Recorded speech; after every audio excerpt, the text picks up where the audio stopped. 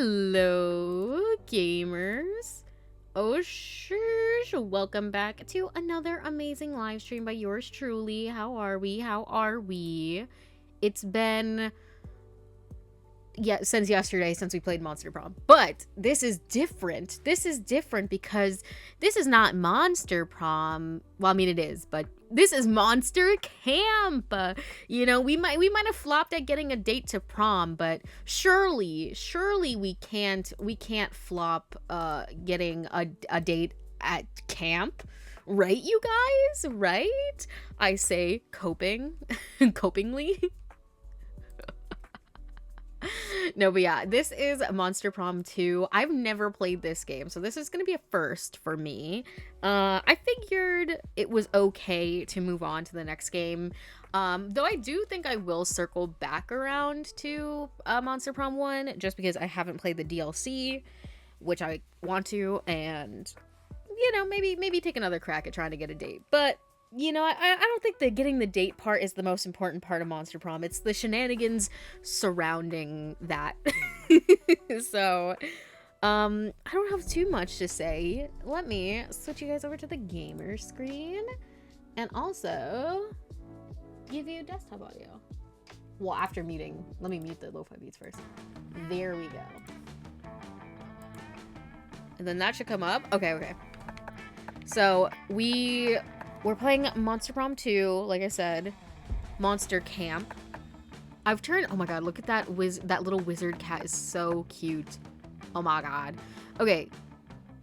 I don't know what customized game means. I don't know if I should click this or... drugs allow, toilet humor allow, too graphic allow, horrible people allow, Monster Prom references allow.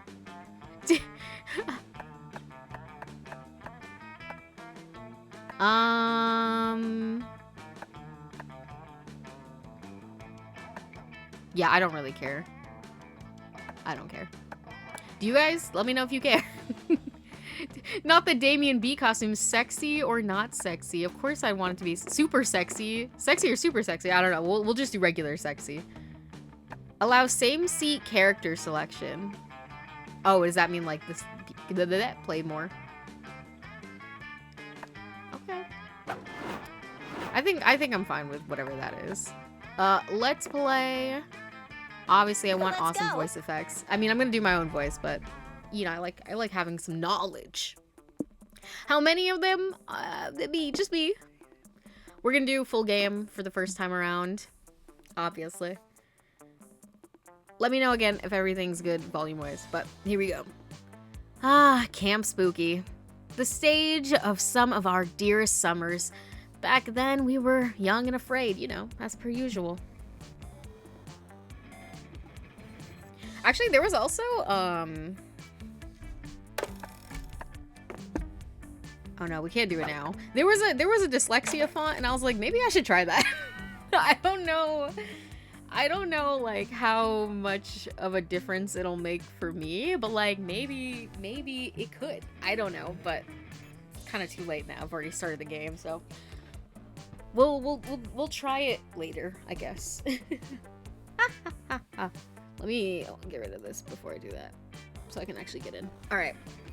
With school far away, everything seemed possible as the sun embraced us on our way to camp. Sorry, I was wiggling around getting in my comfy spot. Summer has that distinct power, doesn't it? You live for the days while the nights inebriate you with possibilities. It's like life could take a turn at every corner, and for us, it did. Oh, we're so cute. Look at us. I'm gonna play yellow again because I can. Because I can. And bro just is cute. I'm not even like a blue person. Like I don't like, or not blue. Sorry, I was looking at the Frankie. I don't really even like yellow that much, but I just like his design, so. Look at all the little shadows. I brought sunscreen. Oh, we could take 3 items. Not the penguin mask. We know what that's for. Tardigrade plushie, dragon heat, satanist kit, human wool sweater. Well, you know, I gotta have my knitting with me, you guys. I don't know who we're gonna go after this time. You know, I'm just gonna go where the vibes take me, you know what I'm saying? Let's take a camera for the memories. And then I gotta have my dragon smut, obviously, so we'll take that too. One might say that the Monster Prom had hardened us on the highs and lows of love. But no, in love, we're always absolute beginners. And summer camp was no different. Business what pace? Yeah, I don't know. I didn't read it. I have no idea what you're talking about. No one talked about it, but the idea of a summer love loomed over our heads.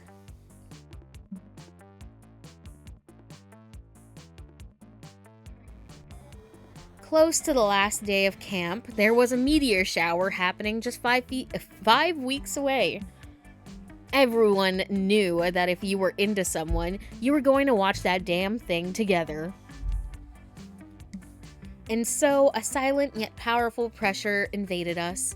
It was the Monster Prom all over again. Everything seemed uncertain. Everything but one thing. Whoever we were asking on the meteor shower date, it was probably going to be one of the 6 coolest people on the bus.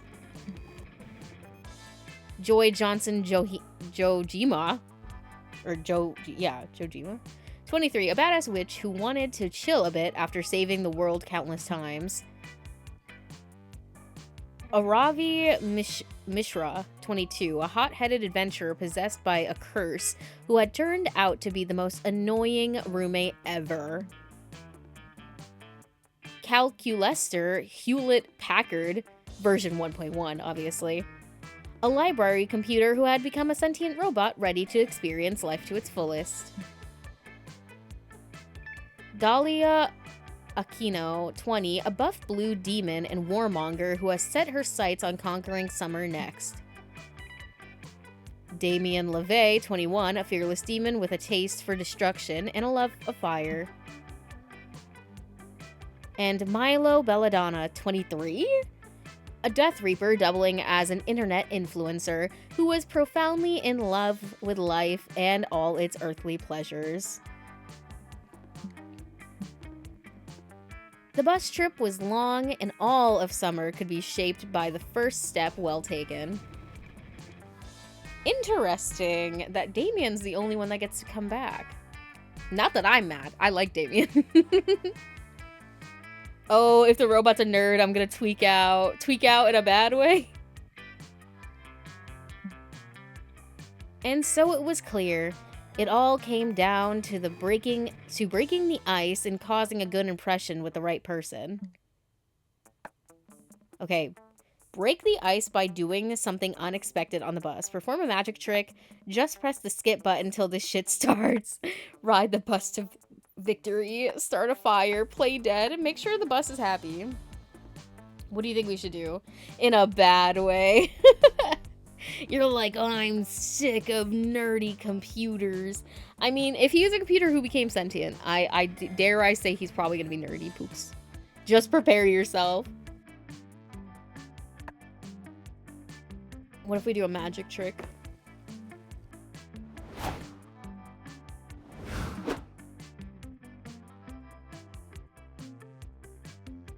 Oh, are you into magic, Yellow? I never pegged you for a powerful mage. You aren't. You just made a quarter disappear behind your ear, but powerful mage Yellow does have a nice ring to it. I know we're on vacation right now, but I can't relax forever. I'm hoping to elevate my magical prowess while we're at camp. I'm gonna be working on teleportation spells and elemental magic. What are you looking to improve over the summer? Honestly, you'll be lucky if you can pull a rabbit out of a hat by next fall. But you're way more interested in maybe dating Joy before this is all over. We only had 5 weeks left to woo our crushes and conquer their hearts. Okay, so it's like way less time than Monster Prom.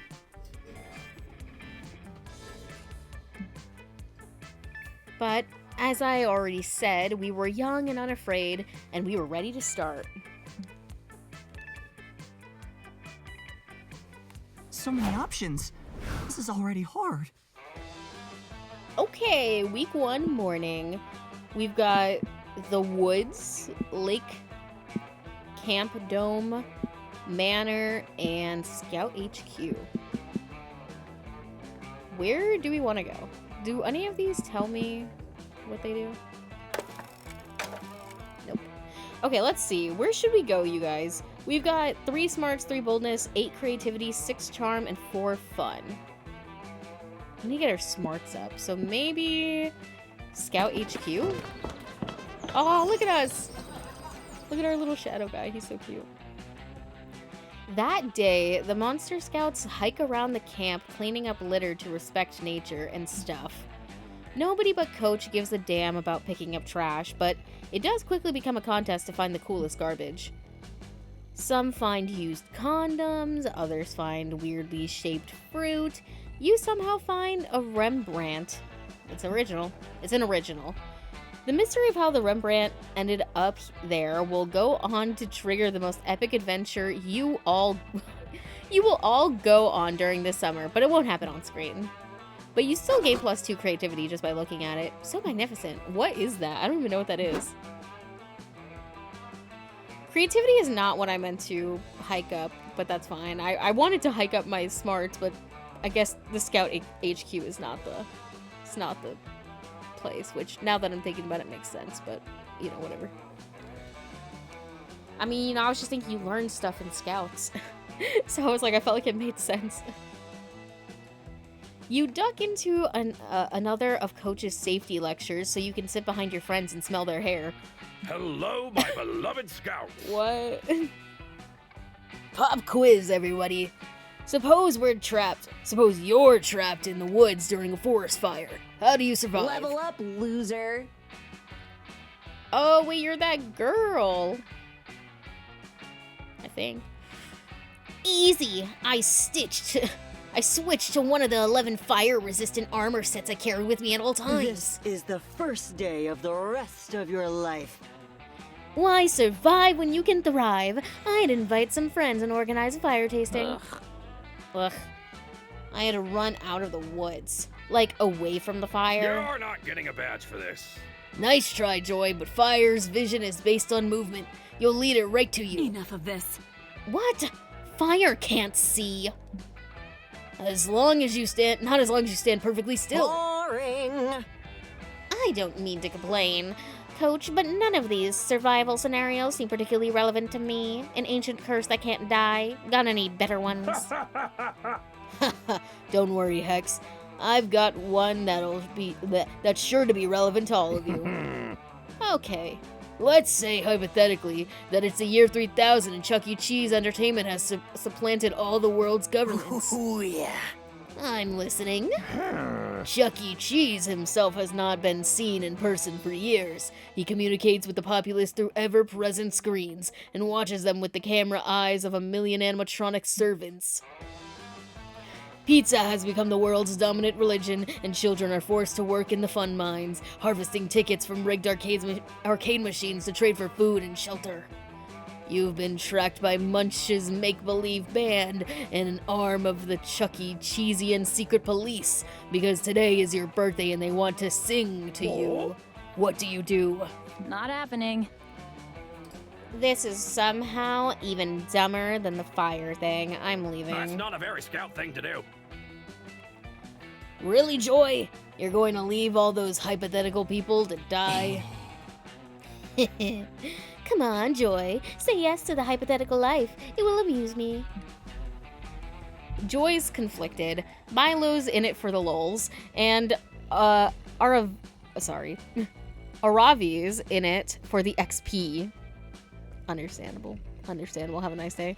Cheese is always watching. Charles Entertainment Cheese is always watching. But none of them have any idea how to solve this. It's up to you to suggest a solution, okay? Our first ridiculous choice of this game is, let's see.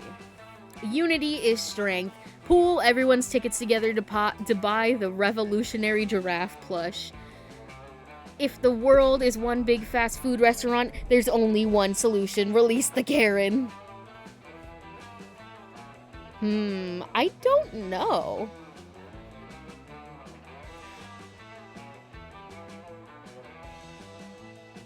I feel like you have to be bold to be a Karen, right?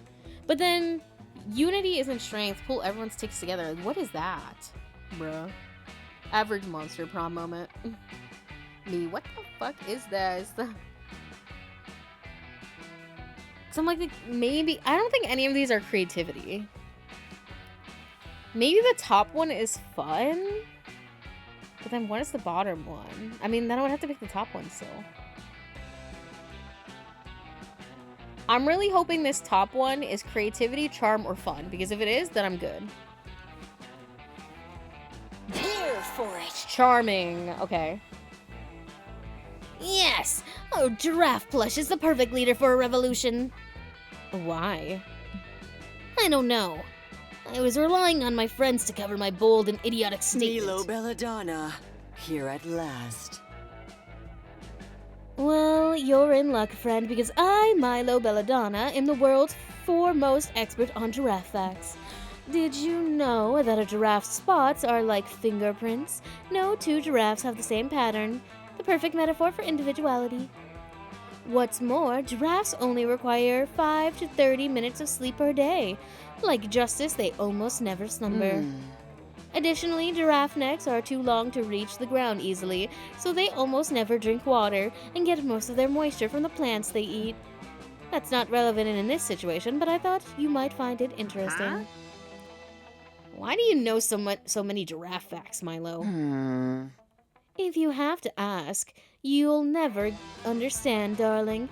The real question is, how would we get enough tickets to afford such a powerful leader? Oh, cheating at skee-ball. Hey, Hex, cheating at skee-ball is wrong. And inefficient. We must liberate the skee-ball machines in the name of the people. Wait. Okay. Let's say this all works, and the giraffe really is the leader we need. Would Chuck E. Cheese willingly sell us the key to their own downfall? Why doesn't Evil Empire do anything, Joy? Narrative convenience. I guess a lot of my enemies have inexplicably revealed their weaknesses to me during battle. That's why a thorough understanding of narrative tropes is a key element of wilderness survival. You've earned a badge. Well done, kids. I think we've all learned a valuable lesson today, which is that I should stop eating pizza while writing my lesson plans. But also something about safety. Yay, safety. You gain +2 fun, +1 charm.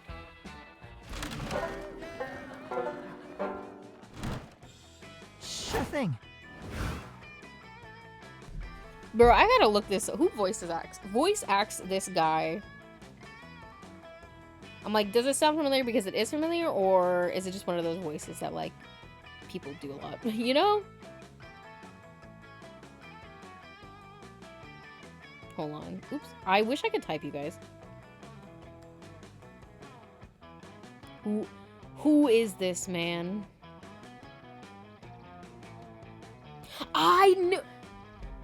I knew it, bro. I knew it was Octopimp. I was like, now wait a damn minute. He sounds a little bit too much like somebody I know. And considering Nate Wants to Battle is in this, I'm assuming they're not above having other online creators. And I was like, this sounds like fucking... This sounds like his John Egbert voice. Y'all, if you don't know Octopimp, Octopimp is the person who, he did a lot of dubs in the Homestuck fandom way back in the day, but he also made the really popular anime Abridged 50% Off, which is an abridged of Free, the swimming anime. So if you know anything about 50% Off, the Free abridged anime thing, you'll know Octopimp. What's up, sluts? Guess who just got out of prison? Sluts? Prison? Nagisa? Whoa, wait, that's crazy. Cry was his previous voice actor. If y'all don't know Cryotic, that's a sad thing. I really liked Cryotic. I used to watch him back when I was younger, but then he like outed himself as like, I don't even know. I forget if it was more than just like cheating. I forget completely what it was. But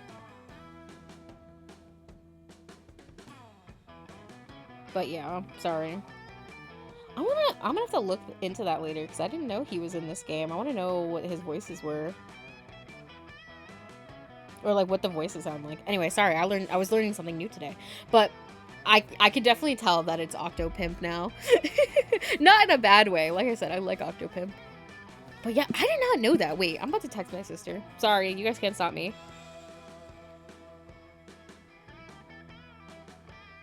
Where's my sister? Bruh. Octopimp is yellow guy? Also, how did I have to learn that Cry used to voice him and Liam? What the fuck? That's crazy. And I definitely gotta add this part. And you didn't even tell me this. Google did. There we go. All right. Where do we think we learn Camp Dome Manor?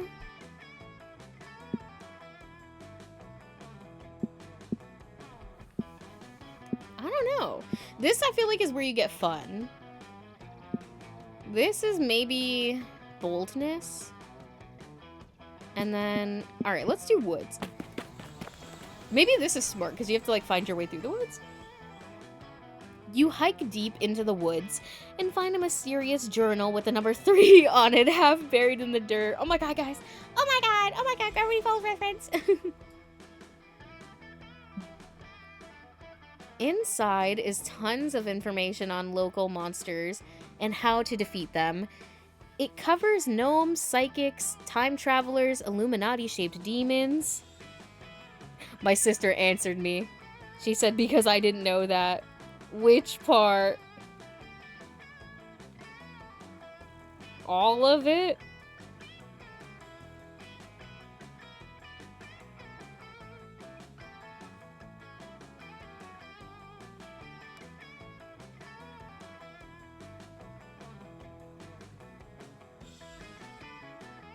Do.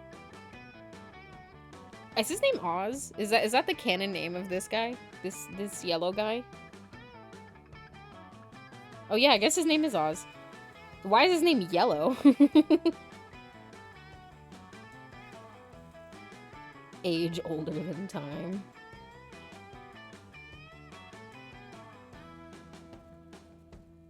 That's weird. They put like their actual like real names on the wiki, like of the voice actors, and like I get it, but also like what do you mean you're not just gonna put Octopimp, bro? That's crazy.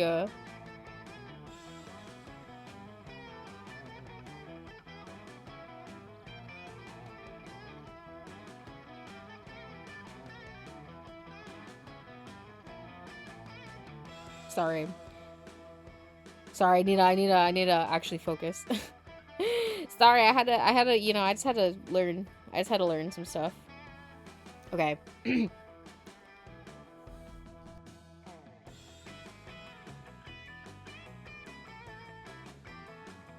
Yeah, apparently she didn't know any of that information that I just spouted either. So now we're both learning.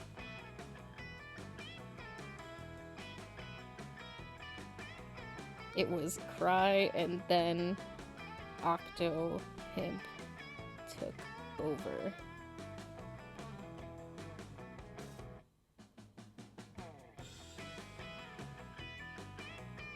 For real. Oh my gosh. Okay, anyways, I need to get off of Discord. I need to get off of Discord or else I'm just gonna get like distracted by so many other things.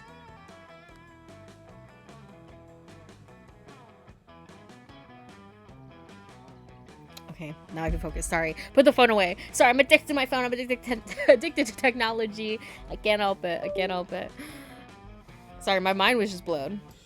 Inside is tons of information on local monsters and how to defeat them. It covers... Oh yeah, I read this already, but I'm just gonna finish it. Gnomes, psychics, time travelers, Illuminati-shaped demons. What a boring journal. Where's the drama? Where's the inner thoughts and insecurities about school crushes? Whoever wrote this journal knew nothing about how journals work.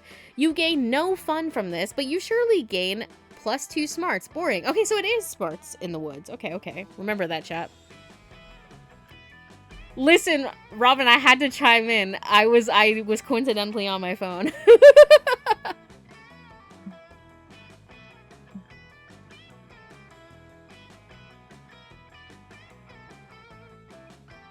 You're taking a walk. Okay, so you're, in quotes, taking a walk. To me, that's like, you're just like, you know what I'm saying? Which is your go-to excuse to get some good farts out. Okay, sorry. Which, understandable, bro. That's actually very nice of you. You're like, I'm gonna go take a walk. Shit's my pants in the woods. When you see Joy and Scott, looks like they're wandering around with cameras taking pics. Joy and Scott? Scott the wolf? I didn't think I'd see these two hanging out together. My fault. Me-core. Listen, and it just shows how polite and considerate you are of other people, Robin. Like, who else would do that, you know? Besides us, I guess. Scott, I'm trying to get a good shot of the extremely dead possum over there, but I can't get the focus quite right. Any ideas? And this is Aaron, isn't it, from Game Grumps? Because definitely sound like it from that one voice line. Do I remember what the voices sounded like in the other game? No, but that's fine. I feel like these so far, like the voices in this they happen more. You know what I mean? Does that make any sense? I feel like they're happening more frequently than they did before, basically. Coach always says that you gotta stay focused the whole game, even if think there might be a bomb buried under the field. Does that help? Also, I thought I was having a stroke reading that, but that's actually what that said. You got a sufficient amount of farts out for the time being. So you wander over and ask what these two hotties are up to. Hi. Oh, Scott. Oh, sorry. I can't read. Oh, Scott and I are just taking pictures for our photography class. Photography keeps me slightly distracted from the constant never-ending stress of my world-saving duties. Photography! Oh, that's definitely Aaron. Dang, they just got a whole bunch of... Okay. Listen, I wish Cry wasn't a piece of shit, because, like, it would have been a stellar all-star cast. But you know what? Octopimp makes it better, because what's better than early 2010s Homestuck dubs and 50% off? If I wasn't trying to keep us on track and stop going off track like I just did for the last, like, 10 minutes, I would throw up a video. And I love taking pictures. You know that feeling when someone pats your head for being a good boy? If you take a picture, you can remember it forever instead of just 15 minutes. Ugh. What are you doing here, Yellow? You're not, by any chance, here to follow us around and try to get one of us to sleep with you? You start nervously sweating and assure Joy that you're not here to increase your stats until one of them agrees to bone. You're here because because you also love photography. Yeah, let's go with that. To prove it, you whip out your phone and show them all the pics you've taken of your semi-nude body. Wait, we're doing photography. That's a phone. Phones don't make pictures. Don't worry, easy mistake to make. I get my camera confused with Calculester all the time. Also, his name is Lester. That computer is gonna be a nerd, bro. Like, it's like Calculexer, like Poindexter, bro. You show Scott that your phone can indeed take pictures. You open your camera app, snap a picture of his tail, even though it's wagging a lot, and show it to him. Whoa, a phone can take a picture? And it can also take a call? I didn't know one thing could do two things. Wait till we tell him that it can also like send messages.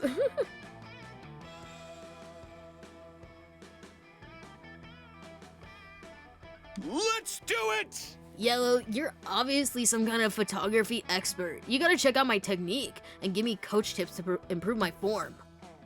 Scott shows you enjoy his picture-taking technique, which is mostly just pointing at shiny objects excitedly and throwing his camera at them. You tell Scott that you've got a game-changing tip for him. He just needs to press the big black shiny shutter button on the cameras. That'll up his game for sure. Wait, Scott, have you not been pressing the shutter button? We've been out here for 3 hours. God, it's no wonder you got a incomplete on our last assignment. Wait, so if you hit the big button, the camera actually takes pictures? Before I was politely asking the camera to take it. My mind is blown. Well, even I have to admit that was a pretty helpful piece of advice. I'm almost convinced you're not just here to sleep with one of us.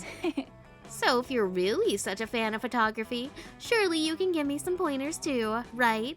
I love to learn from your expertise. Uh-oh, Joy's calling your bluff, and she'll be way less easy to impress than Scott. You'll have to convince her you're a real pro, or you'll, yet again, be exposed as super horny. So, Yellow, why don't you tell me, what's your biggest photography secret? I cannot disclose photography's biggest secret, Joy. I'd be betraying photography's trust. I don't even know what the fuck that would be. Maybe bold or charm?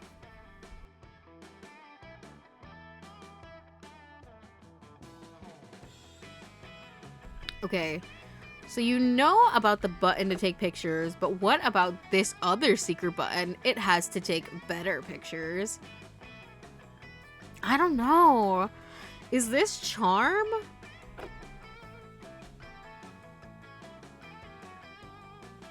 Or bold? Because if it was bold, right, then maybe the bottom one I think is either fun or charm. But I can't tell. But if the top one is charm, then I want to pick the top one. But if it's not, then I want to pick the bottom one. Because the only one else I think is the top one could be bold. In which case my boldness is at a 3. Is there a guide for this shit? Like, please? Please?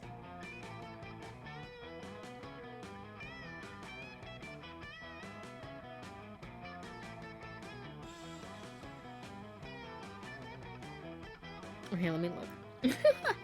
Let me look. Because I'm like, is there... or does that take away? Does that take away from it? I did say I was just gonna go blind, technically, the first time, so... I guess I'll be normal and not look. Okay, what do we think?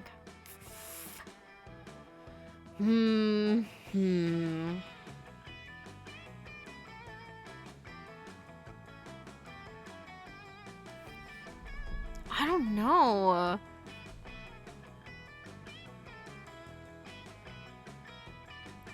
Okay, if this bottom one isn't... yeah, we're just gonna have to pick. We're just gonna have to pick. We're gonna get exposed and potentially be exposed as being horny, I guess. Because I'm like, this might be fun, but also... creativity? Maybe?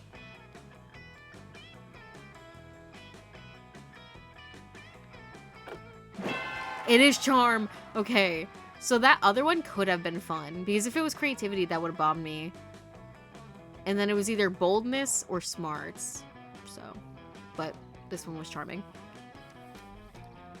Sorry, my brain stopped working. You tell Joy that you take your friendship with photography seriously, so you can't just share your friend's secrets. That's a dick move. Enough of this. Wow, Yellow, that makes 0 sense. Like none sense. It's none sense nonsense. Oh, bro. Really, Joy? I thought Yellow was kind of being a really good friend, because bros respect their bros' privacy, you know? Well, I guess that's a good point. Respecting privacy is one of my foremost values of a feminist/occult practitioner. You know, period. To be honest, I've been working with my therapist lately to try and be a bit more patient with people and judging a little less. Huh. Especially when it comes to my friends, you know. I want to value my friends based on their intentions, not their admittedly limited intelligence. Dude, that's awesome. Is it? I love being judged by my intentions and not by how long I can sit still with peanut butter on my nose. Exactly, Scott. That's a good point, and sitting still with peanut butter on your nose would probably be hard for anyone. So, Yellow, even though your comment was dumb, like super insanely unfathomably dumb, Not half bad. it showed that you value the intimacy of your friends, and that's what really matters. Joy pats you on the head and gives you a snickerdoodle cookie. Yay. For a second, you wonder if Joy was talking about you when she said she wanted to judge people less based on their intelligence. But who cares? You're eating a cookie! Let's be honest, you're pretty dumb. Don't talk to me about my 5 smarts ever again. You don't get any smarter from this whole encounter, but Joy's magical snickerdoodle gives you +2 boldness and +1 fun.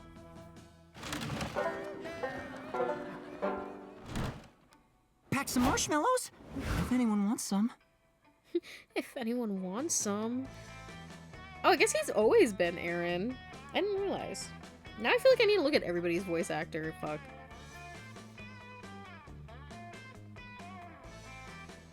Who is everybody? I don't know who the fuck this is. Anyways.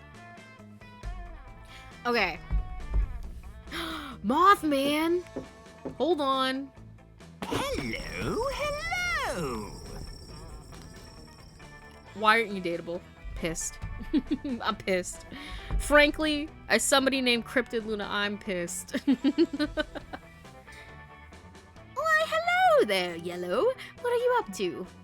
Not much, just scrolling on your phone because you're feeling a little introverted right now. Ah, don't feel like talking. That's okay. I'll play on my phone too. Cool, you and Moss sit in a comfortable silence.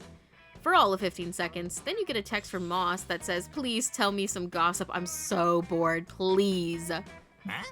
Oh, sorry, did I send that to you? I meant to send that to my cousin Yellow. It's a common name among moth people, you know. No, it's not. Moss is obviously lying through his metaphorical teeth, so you suppose there's nothing wrong with you lying through this gossip to get him to leave you alone. Let's go. I mean, I did sit next to him, to be fair. Forgetful psychics, mathletes without borders, irradiated party balloons, Calvin and the sluttier chipmunks. Okay, I'm assuming one of these is either gonna give us like a boost with somebody or a stat boost, maybe? So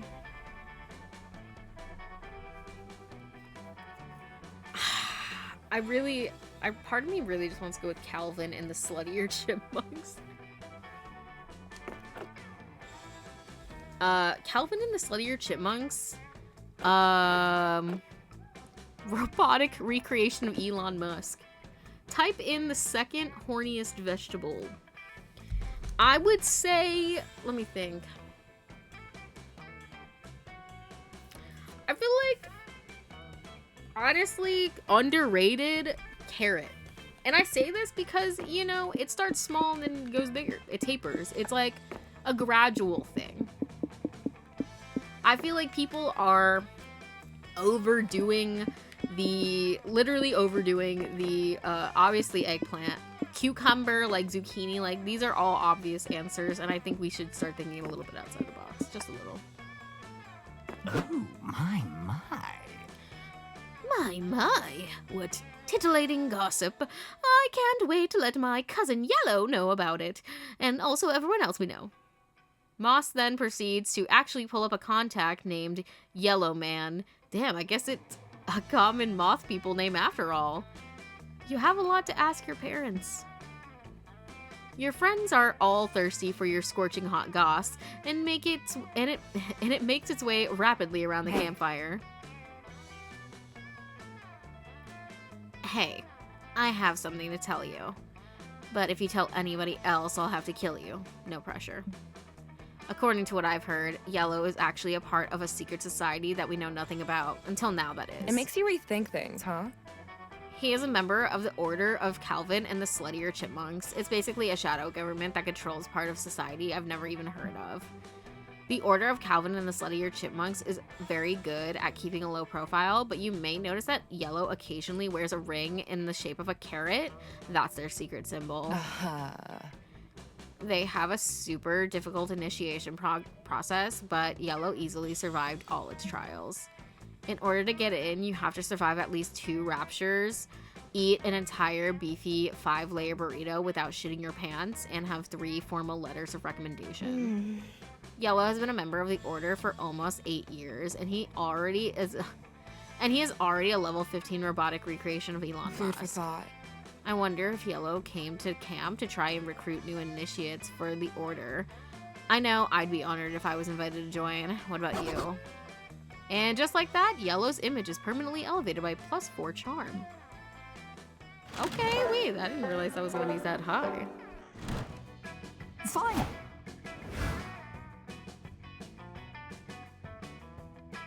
Okay, we've gone to the woods.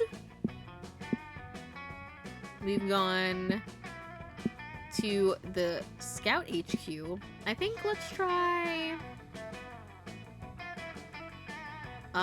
let's go to the Camp Dome, which I think is bold. Sack race. That day at the Camp Dome, you're doing some classic battle royale. Lots of funs and murder. You've cornered another player who begs you to spare her life. You decide to spare her, but you still shoot an arrow in her spleen. Little known fact, people store excess charm in there.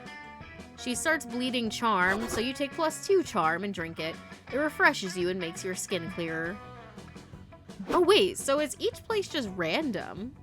Like, it doesn't give you a specific thing? After that, you leave because you agreed to join Joy and Scott for their latest photography class shoot, thinking maybe this time there will be some nudity. No such luck. Unless... Joy, look! That pink fleshy giant is in another one of my photographs. I think it's following me. Typical. You should try taking your finger off the lens. Ah! Oh, wow. Thanks for the tip, Joy. Maybe if I remove my finger, I'll get an even better view of the creature. You do that, buddy.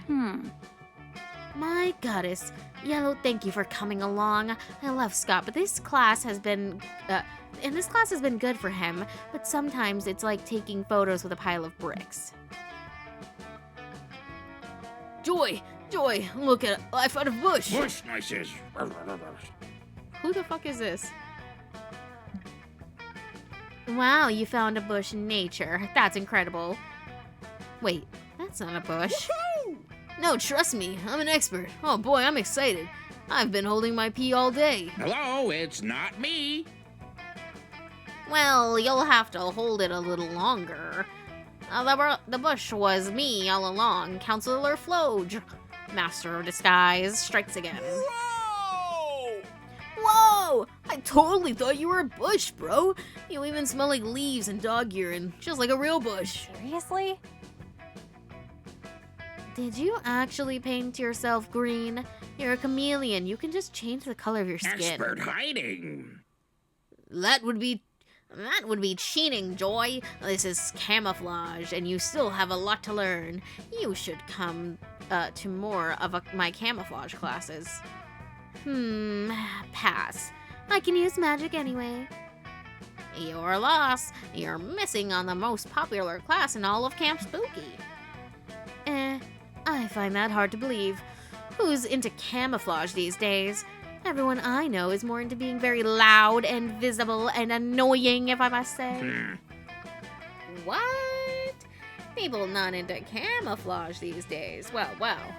Well, if that's true, how come 5 campers came to me the other day to learn how to camouflage themselves to sneak into the camp showers? What? Please tell me you didn't teach 5 campers how to hide undetectably in the You bathrooms. just got flodged. Of course I did. I'm a great counselor and a master of disguise. I wouldn't let down some fellow camouflage enthusiasts. But you did realize it was totally for perverted sex reasons, right? Eh? Oh, You're right, Joy. Now that I think about it, it's quite clear they wanted to camouflage for perverted reasons. I was so enamored with the fine art of camouflage, I forgot it could be used for evil. God damn it, Flodge. The world is at risk again. Come on, Yellow. We've got to find a way to flush them out. This is an emergency. I'll disguise them by camouflaging the entire bathroom as a parallel dimension where nudity does not exist. Scare them off by recruiting their parents to come have sex in that very bathroom. I feel like that's bold. A lot. I'm gonna go this. Fapton's log, hour 1 of Operation Titty Look. The crew and I are in position. Hopes and boners are high, but something strange has occurred. Roughly 8.5 minutes ago, Yellow entered the bathroom to take a long, hot shower, fully clothed. I've never seen such a thing in my long internet history, but he acted as if that's what he does every day. Not a pube was seen, 0 out of 10. The crew and I need time to cope with this unsettling development more soon. I mean, aren't we like a shadow person? So, I don't think we grow hair. Fapton's log, day 2. Yellow has returned to the bathroom and is currently shaving his legs. Through his pants? I was beginning to worry we have somehow slipped into an alternate timeline when Yellow said to himself, "Boy, I'm sure glad I live in this alternate timeline where nudity doesn't exist." Our worst fears have been confirmed, but why? What vengeful deity has cast upon us upon the rocks of this wankless dimension, And why? Could it be that looking at people's nude bodies without their consent is bad? Merely asking this question has caused morale to plummet among the crew. They're so dispirited that they're having a hard time sending unsolicited dick pics, no pun intended. Fapton Vlog, day 5. We've run out of flamin' hot Cheetos. I love Cheetos. I love flamin' hot Cheetos. It pains me to write this, but unless we start seeing some nudes soon. Oh my god, Yellow is entering the bathroom now to change into something a little more comfortable. This could be a turning point. He's unzipping their top to reveal an identical top, but with nipple tassels. All is lost, abandoned ship. Oh, the humanity. You know what you're doing, don't you? I just saw 4 Kappas and a Wang elemental run screaming out of the bathroom. Good work, Yellow. And can I just say, you're the only person I know who can make over the shirt nipple tassels work. You knew Joy would appreciate your next level nipple tassel game. You gain +2 fun, +1 boldness.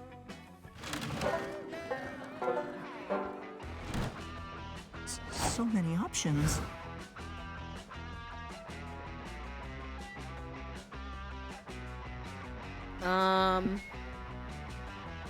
Okay, so we've gone... I want to go everywhere, obviously, so let's go to the lake. Before you go into the, Before you go to the lake, you decide to make the most fun inflatable toy to float on that you possibly can. You combine many of your favorite fun things. Ice cream, tabletop games, watching your enemies fail, ducks. Why did I do this to myself? I've realized this multiple times, but I really said, you know what's a good idea? For an entire month, granted it is the shortest month, for an entire month, let me basically just read visual novels. Like, girl, why did I think that was a good idea? I can't read. The resulting amalgamation is certainly interesting, even if it doesn't exactly float on water. You decide to name your toy Dr. Frankenfun, or maybe you should name it Dr. Frankenfun's Monster? Just beholding the horror you've created gives you +2 fun.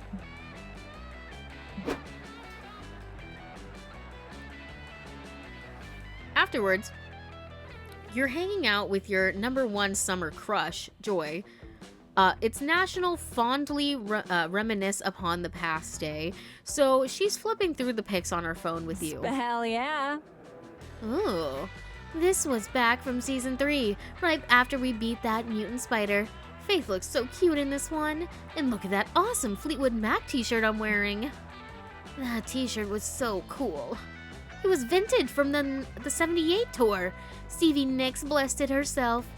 Whatever happened to that shirt? Did I sacrifice it to the goddess or something? Oh, wait! I remember exactly where I left it. Fuck!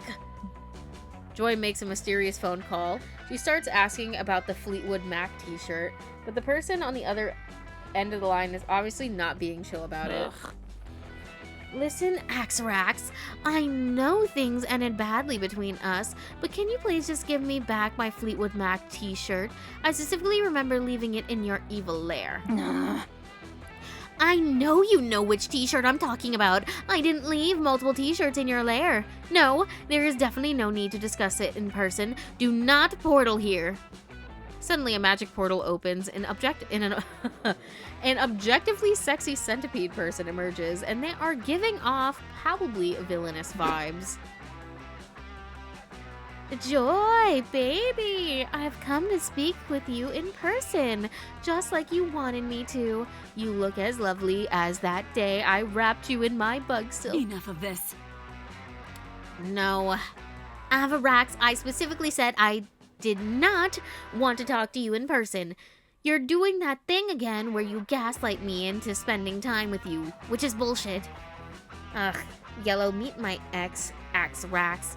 They're a magical, evil centipede person I defeated back in season 3. I know they look hot, but don't let your guard down. They mind-controlled everyone in Philadelphia and tried to make all the citizens jump into a pit of centipede venom. Oh, you make me sound so evil, Joy. But that's all in the past now, gorgeous. We should focus on the present and this very important t-shirt debacle. Why don't we ditch this third wheel? You and I can go out for some coffee and talk it over. Or perhaps we can enjoy a romantic dinner. Do any restaurants around serve pre-chewed aphids? Ugh.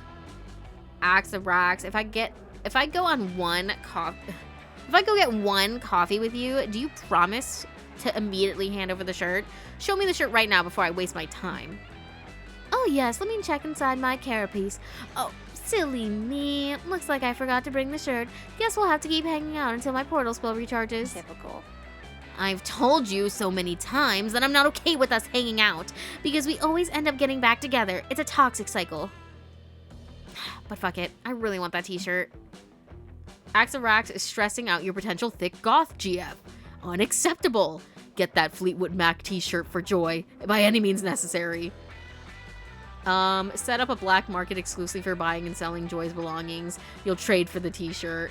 Or call the police and send out an Amber Alert for the t-shirt. Axarax can't hide from the power of a vigilant community. Oh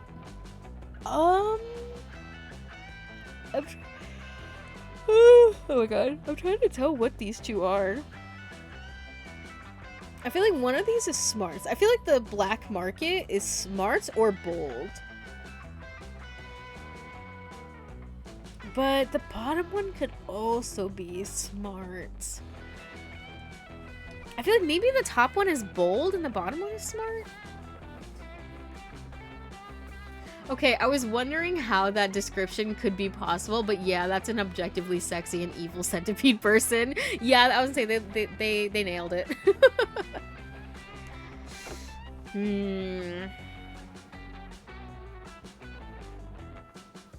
The bottom one must be smarts, which means which is my lowest stat. So here's the hoping. So bold. Okay, I was on the money. Because the only stat that I could have beaten with boldness is smarts. So the bottom one was smarts, the top one was boldness. Rah! You're going to make Joy's dreams come true. Through the dark powers of supply and demand, you get to work right away on your illegal Joy-themed black market.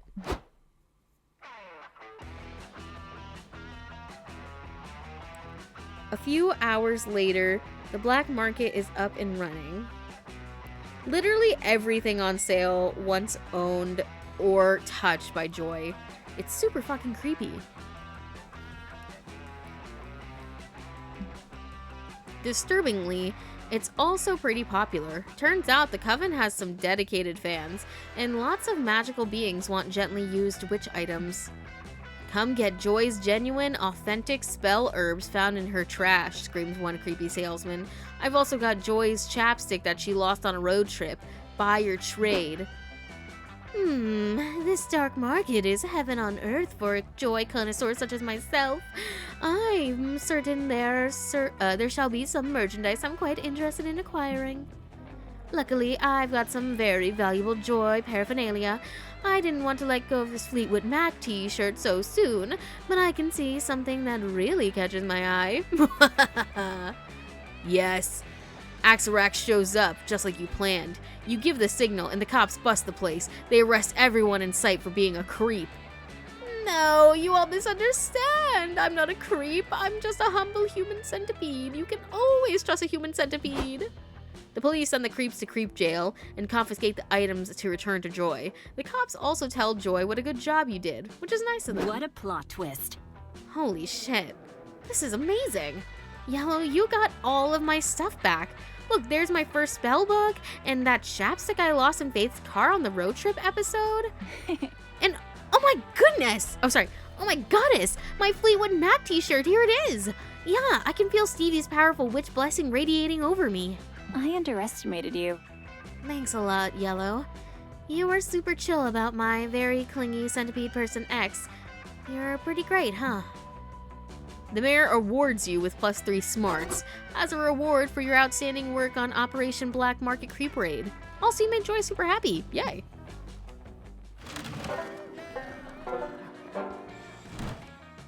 Don't mind me. Okay. We gotta lock in. No sitting next to Mothman today. Milo and Joy are sitting close to the campfire. Joy is looking supremely annoyed while Milo shoves their phone in her face. This should be good. Fancy meeting you here. I just want to know how many people are like down bad for Milo, because I could see both. I can see it. Like I just know half of my friends would be like, "Rah, rah." It's also giving me Gideon the Ninth energy, right? Like the skull paint, even the hairstyle is giving like Gideon the Ninth. If this bitch was a ginger, it'd be the same thing. And put some shades on. Period. Oh, hello, Yellow. I've just been showing Joy this delightful little quiz called "Which Coven member are you?" Do you want to give it a try? Absolutely. Enough of this. Totally Gideon the Ninth energy, right? Oh my gosh, thank you. I'm glad I'm being validated on this day. Which I need to finish that book, bro.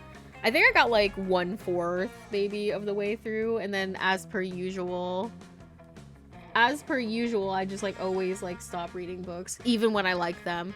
I started reading oh fuck, what was that book called? Hold on. The House in the Cerulean Sea? I think that was it. Yeah. Sorry, The House in the Cerulean Sea. And I like it, bro. I like the book. And I'm like, okay, then read it. And then you just see me, what do you mean read it? It's like, you like it. You like what you've read. Read more. Anyways. Do not humor them, Yellow. This quiz does no justice to the actual trials and tribulations my girls and I go through as Coven members. Oh, don't get so cranky.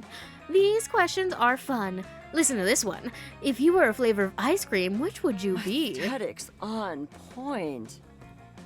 Answer choices are black licorice, birthday cake, tiramisu, and vanilla. Well, I'm definitely a black licorice. So dark and mysterious, but so sweet. What does ice cream have to do with saving the world? This is bullshit. Who knows? Maybe you could have a frozen dessert emergency. We all scream for ice cream. Okay, last question. What's your idea of a perfect first date? I think I'll choose a long romantic walk on the beach. It's a classic for a reason. The results are in. Are you ready? I don't care. Hashtag slay. Oh, I got Joy Johnson Jojima. That makes so much sense. I'm such a joy. What? No way. I'm Joy Johnson Jojima. There can only be one. The proof is in the pudding, darling. The pudding being magiquiz.com. Do you want to try? You know what? Fine. I'll take your quiz to prove that it's dumb and predictable and... This cannot be for real. Wait, I got Faith? Oh, gee, this makes so much sense. You're a total Faith. Okay, their eyes and like the heart and the nails do change colors. Because I thought I saw it go from pink to red. But now that it's going from like pink or red to yellow, it's very obvious. No, I'm not. I'm literally actually Joy. Well, maybe physically, but in your soul, you are a complete Faith. You wear lots of black, you like animals, and saving the world. It makes perfect sense. Is this what content creators and idols who get like the uwu baby treatment or like the like bitch treatment, is this what they go through? I can't wait for you guys to mischaracterize me next. Guys. It's funny. It's like that's, but like I don't know, I feel like that's why there's a disconnect. Maybe that's why I don't care about like a lot of fan fiction, because I'm like, in a way it's like, yeah, that's your name and like maybe it's like the appearance is based on you, but at the end of the day that's not you. That's some weird, I wonder what I would get. Sometimes I think about that. I'm like, what treatment would I get? Would I become like the uwu or the mean one? Because I feel like that's like the only two options. Or you're the really boring one. Am I the main ship or am I like the funny friend on the side? What's real? Did I read this? Yes, I think I did. Just because Faith and I have some overlapping personality traits doesn't mean that we're the same. Youch. You should probably step in and resolve this argument before Joy explodes everyone's eardrums. Is she a Faith or not? Convince Milo this quiz is part of an evil plot to undermine the Coven through identity crisis. Because of this, it's officially problematic. Teach Joy the importance of self-acceptance and help her to embrace her inner Faith. Okay, I'm gonna convince Milo. That was not bad. Oh, yes. Yellow is totally right and definitely not full of shit for once. Are you sure? A personality quiz seems like a far-fetched way to undermine the Coven. No, it's not. In fact, I suspected it all along. I mean, just listen to some of these questions. Which Coven member do you most identify with? And also, what is her biggest exploitable weakness? Huh. I thought that one was pretty lighthearted. But upon a second read... Yeah, duh. In this one, if you were a member of the Coven, what would be the quickest way to defeat you? Answers are with an axe, with a poisonous smoothie, with a pit full of witch-eating piranhas. Wait, wouldn't any piranha eat a witch? Are their palates really that discerning? What a plot twist. Or the last option, with an ingenious, carefully crafted online quiz meant to sow seeds of doubt and unrest, causing a rift within the group itself. Indeed. Who made this quiz anyway? Joy, do you know anyone who goes by the alias Quizbert, Destroyer of Worlds and Friendships? Oh jeez, this is Quizbert's doing. I thought we defeated that bastard in Season 2. Oh well, a hero's work is never done. Wow, I can't believe there's a bad guy whose special attack is making online quizzes. I didn't even know there was a market for that. We should do a collab. Don't worry, Joy. As a fellow Joy, I'll do my part to bring this evildoer down by putting him on blast all over my socials. He'll never quiz in this town again. Bye. I still only read the first book, and my dog is named after the second. That's so fucking funny. Listen, you're just iconic like that.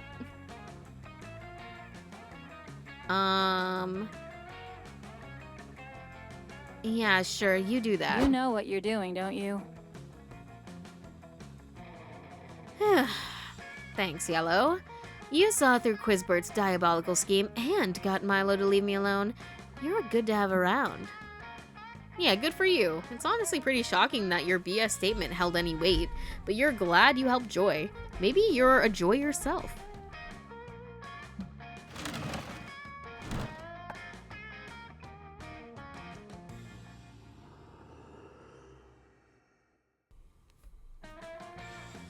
Bring out your flasks. What will it be then? I'll take a gamble. I'll use my skills. What are we thinking? I mean, I guess I'll use my skills, maybe? Oh my gosh, who is this kitty? Kitty! Maybe I should have taken a gamble, I don't know. Ah, welcome, welcome. You're new here? Don't fret. Let me explain how this works. This wild yet simple, I have a selection of drinks at my hands, yet hands come and go. Your little time to think, and if you don't choose a drink quickly, someone else may take it. It's push or get pushed. In these drinks, look, choose whatever you want, but I'm not responsible for whatever you put in your mouth. Your meowth. I'm a wizard in training. For you to test my concoctions is somewhere between kind and reckless. So I am wow. So get ready and good luck. Drink menu. Okay.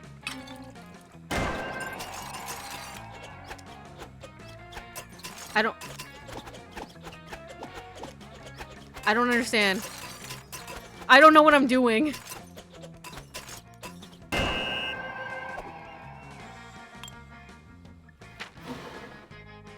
Wait, but it's my little guys. Phobia shots. I don't even know what was happening. I think you had to like break everybody else's stuff. I don't even know. Let's do some phobia shots. Yeah. You know what they say, if you can't overcome your fears, drink them. Cheers to you. Doing that is surely bold. Oh, okay. But I get tipsy very fast. Still hard to believe you drank that. Good luck, I guess.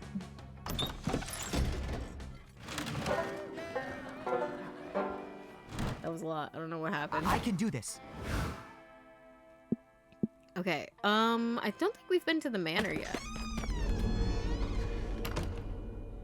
That day, you venture into the haunted manor to prove that you're not a little scaredy cat. The manor... Hold on.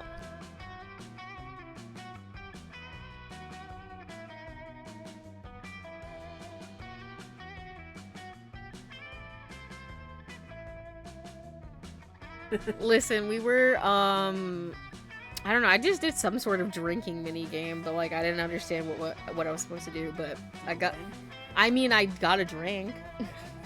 Is that winning? I got 3 shot glasses called phobia shots, but they were all just my little shadow guys in the drinks. Well, that's his whole thing. He's a fear man. I didn't know what the fuck. Fear being. I just thought he was a shadow guy. Fear creature. Shadow man. Eh.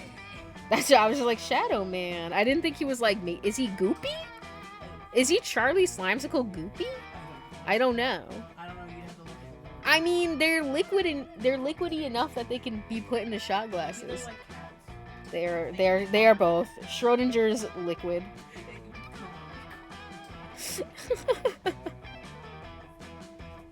Oh, sorry, I missed, obviously. I let you guys in on that conversation. Well, I'm fixing my hair. Okay. The manor transforms itself into a winding maze from which there is no escape. You'll be trapped here forever. Luckily, you brought your phone and some snacks. You sit down and play solitaire until the house gets bored of you and shows you the exit. That's actually, I love solitaire. I'm not saying I'm good at solitaire, but I like it. I usually play baby mode where you only flip over one card at a time instead of like the normal 3. So, take that as you will. Luckily, you brought... Yeah, we're playing solitaire. It turns out the best defense against the supernatural is total apathy. You gain +2 boldness. Okay, our boldness is actually raising. I think we need to get a smarts up for her. Like, I feel like that makes sense. Like, she wants somebody who's smart. You're enjoying a romantic afternoon picnic with Joy. You made sure that everything here was vegan, including the picnic basket and the blanket. Impressive. Gotta say, Yellow, this is pretty impressive. I didn't know you could weave a blanket out of tofu fibers, but wait, fuck. Did it just start raining? Suddenly, inexplicable rain? Impossible. Al Roker promised it would be sunny today, but despite Al's prediction, a menacing storm rolls in. Oh no, and she's hot! Is this another one of your evil exes? And a bolt of lightning strikes 2 feet in front of you. It's pretty scary, but the sexy, villainous, magical warlockess that steps out of the lightning is even scarier. Joy, my old flame, my most powerful nemesis. Just seeing you fills me with lust and with blinding rage. My goddess. Oh goddess. Yellow, this is Salome? I don't know. My ex-girlfriend, Salome. What are you doing here? We broke up ages ago, and I already defeated you in the season 5 finale. Huh. That's all lube under the bridge. I was stalking your bikini pics on Instagram yesterday, and I saw a post on Axorax's feed. You were hanging out with that bug-faced buffoon. I'm filled with horny jealousy. Joy, if you wanted to have crazy, hot, lubed-up rebound sex with an ex-lover, why didn't you call me? You were electric together, honey. Ugh. Holy shit. It's none of your business, but I was not having rebound sex with Axorax. As usual, you are completely blinded by your own thirstiness. Well, if you're not in the mood for rebound sex, we can have any kind of sex you want. Makeup sex, hate sex, break from doing your taxes sex, anything you want as long as it's sex. Enough of this.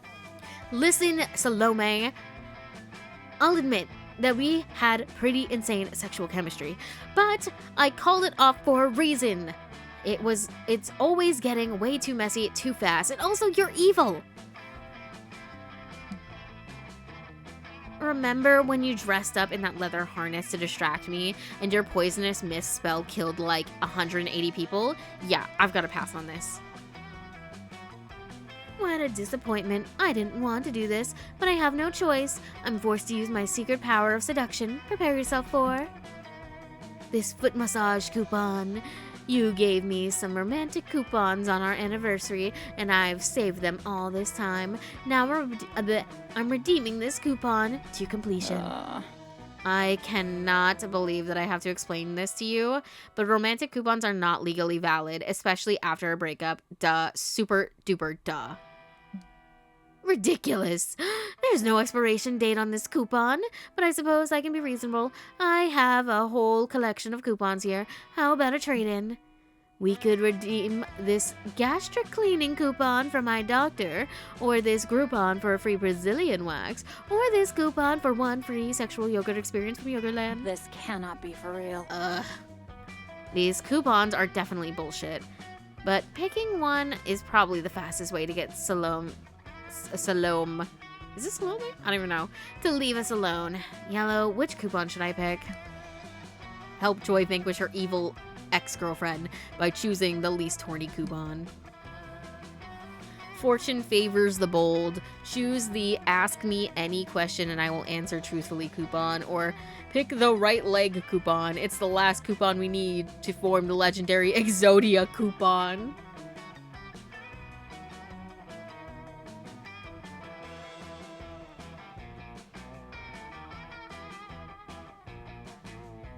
I feel like this one must be boldness or charm, which boldness and charm are higher than my creativity and fun. Okay, that It was is not bold. bad.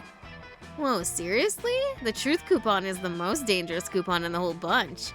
Yellow, I didn't realize you were so bad. I'm surprised myself. I never thought your little friend would recommend something so bold. Are you sure that you don't want to choose the threesome coupon? No, I trust Yellow. I'll let you redeem the Ask Me Any Question I'll Answer Truthfully coupon. Do your worst, Salome. This is too delicious. Joy, do you really swear that you'll answer my question truthfully? I'll get blue walls if you lie to me. Hell yeah. Yes, I will answer your question truthfully. It's a witch's promise. Yes, yes, yes. The possibilities here are endless. Nothing is more sensual than an ex-lover admitting they're still bursting lust. Perhaps I could ask which position, or no, which body part, but then I could inquire about the flavor of my, or perhaps Axorax's proboscis, or the Kylo Ren roleplay. Ha! I've got it.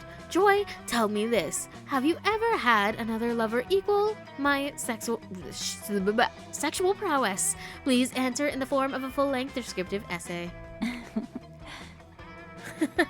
Oh, goddess above. Gotta say, Yellow, you're a fucking genius. Salome, I'm not comfortable answering that question. You'll just have to keep wondering. No, you gave me a witch's promise. You beautiful lying slut. Read the coupon.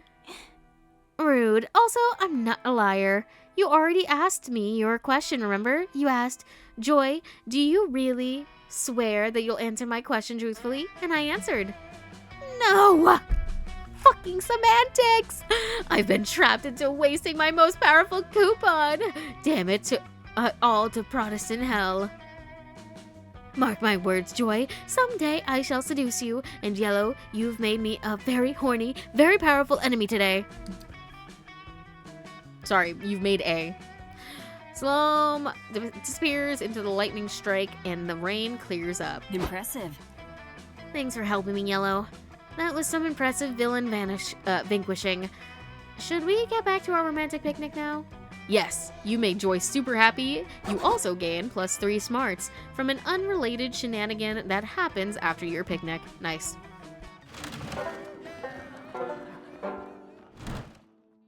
Fine. Have we been everywhere? I know we've been to the woods, the lake. I think we've been to the camp dome, the manor, and the scout. Let's go back to the woods. That day, you get lost hiking in the woods. You use the stars, aka nature's compass, to get back to camp. The stars actually teach you all sorts of things, like how one of the stars in Orion's belt is actually a nebula. The stars also teach you Italian, the quadratic formula, and the true meaning of friendship. Wow, the stars are sure smart. And they give you +2 smarts.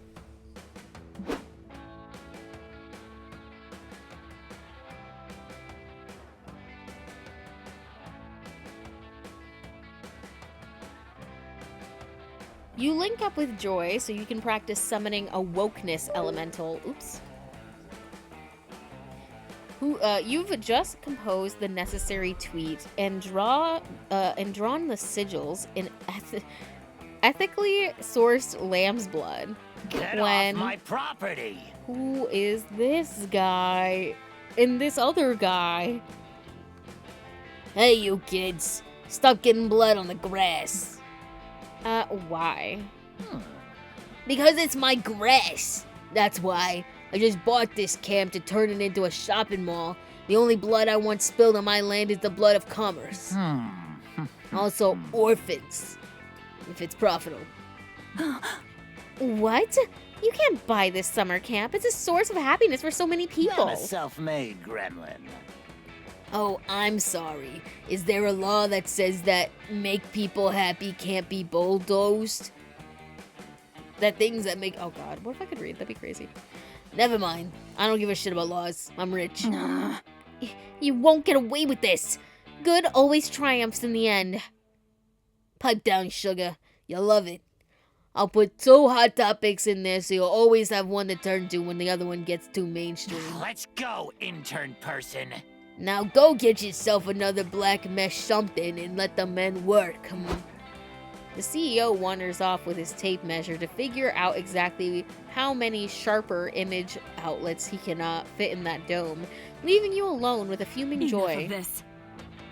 Ugh. I want to punch that dick right in his asshole. It's like how Damien feels all the time, but for reasons. He's right, though.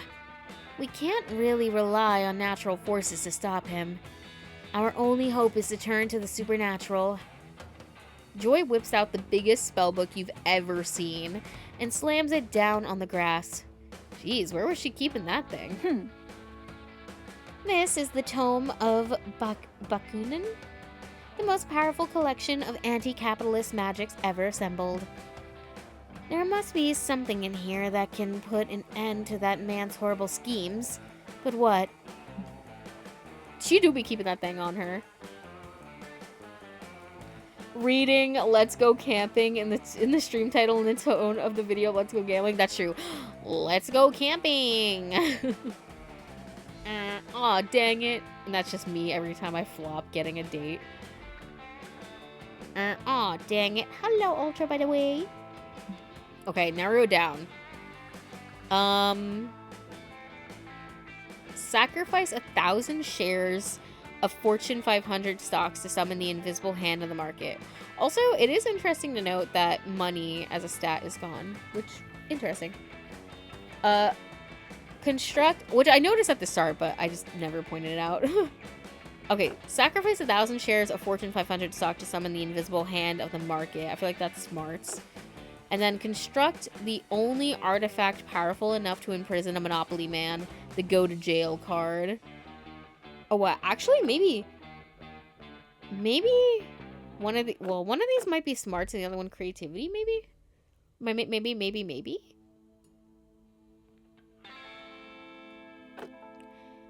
Like this one, construct the only artifact powerful enough to create, like you need high creativity for that, I feel like. I'm gonna go with this. You know what you're doing, yup, don't you? smart.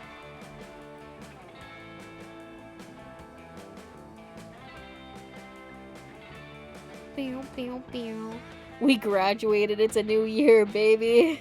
Oh, wahoo! You know, that just might work. Also, hello, Black Blow. Sorry. I always say things and then go back to reading, and I was like, you know, I didn't actually say hi. I just, like, read a thing and then went back. You know, that just might work. Now, most ordinary witches wouldn't just have 1,000 shares of Fortune 500 stock lying around, but luckily the Coven and I rescued Fortuna, Roman goddess of luck, from her secret prison beneath Las Vegas, so she owes me one. Or should I say, she owes me 1,000.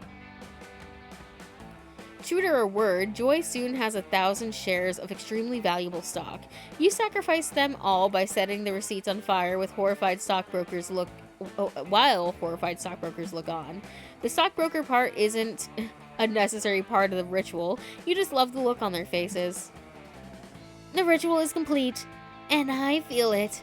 The dark presence swiftly approaching, the invisible hand of the market. They say the invisible hand has the power to make the poor rich and the rich poor. They say it topples kings and destroys empires.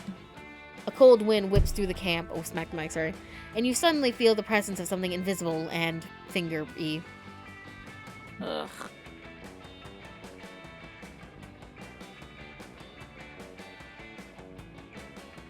But according to my research, it's actually just a really mean hand that nobody can see. Isn't that right, invisible hand? You hear a satisfied snapping sound from somewhere nearby. It's here. It's here, you guys. Do, do, do, do, do, do. Hey, invisible hand, wanna go prank a CEO? He's right over there. The wind whips past you. The hand is on the move. Hell yeah. Excellent. Now all we have to do is watch and wait. Ah, what's this? A wedgie. And my wallet is missing. Oh no. No, please, Mr. Invisible Hand, sir. Don't play your financial pranks on me. I've always been your loyal servant. Stop pinching my butt and protesting inflammatory tweets about my business for a second and listen to me. I'm on your side. I'm on your side. What are you doing? No, don't use high-frequency short selling to undermine my business's share prices. You're mad. And worst of all, I can't tell whether you're flipping me off or not because you're invisible. You won this time. That is definitely also Octopimp. Curses! You win this time, you vivacious summer campers. But I'll make peace with this mischievous hand and I'll be back, you hear me? I'll be back! The world is saved once again. Well, that went even better than expected. You're a natural magician, Yellow. I'm a little disturbed that our entire world economy is controlled by that shitty hand, but then again, it's not like I loved capitalism in the first place. Neither did you. The only love you feel is for the radical witch standing right in front of you. You gain +2 fun. Or sorry, +2 charm, +1 fun.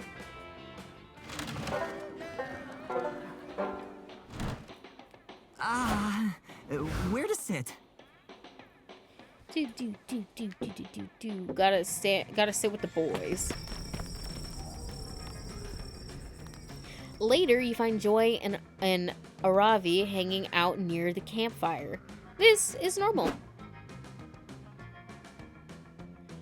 They gathered around an eerie blood-stained skull made entirely out of gold and valuable jewels.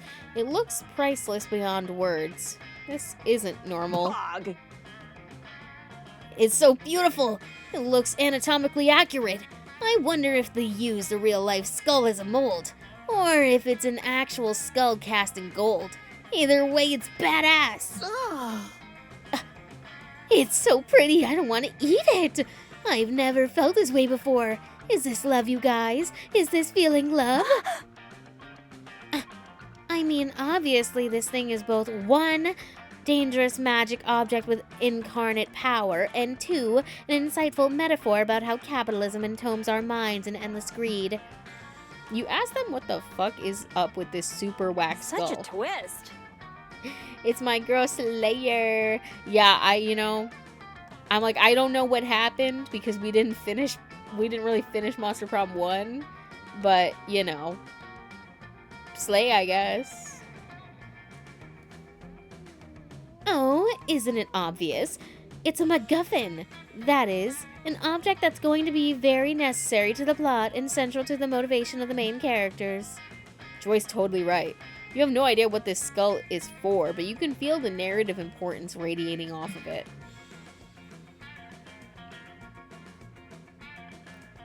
We're not really sure what the skull actually does, or where it came from, or if it's cursed and going to drive us into a fit of insanity that makes us eat our own hair. But, literally, who cares? A MacGuffin this awesome is guaranteed to have huge narrative The payoffs. adventure must begin. They're always so satisfying. They're going to be such a good start to my next adventure. Excuse me, did you just say your next adventure? That was sad. Aravi, when we stumbled upon this golden skull on that strange altar in the ruins of the Temple of Istis, I think it was pretty obvious it was there for me. I'm the main character. Ha! That's hilarious. Joy, sorry to burst your bubble, but you're definitely a B-tier side character for comic relief.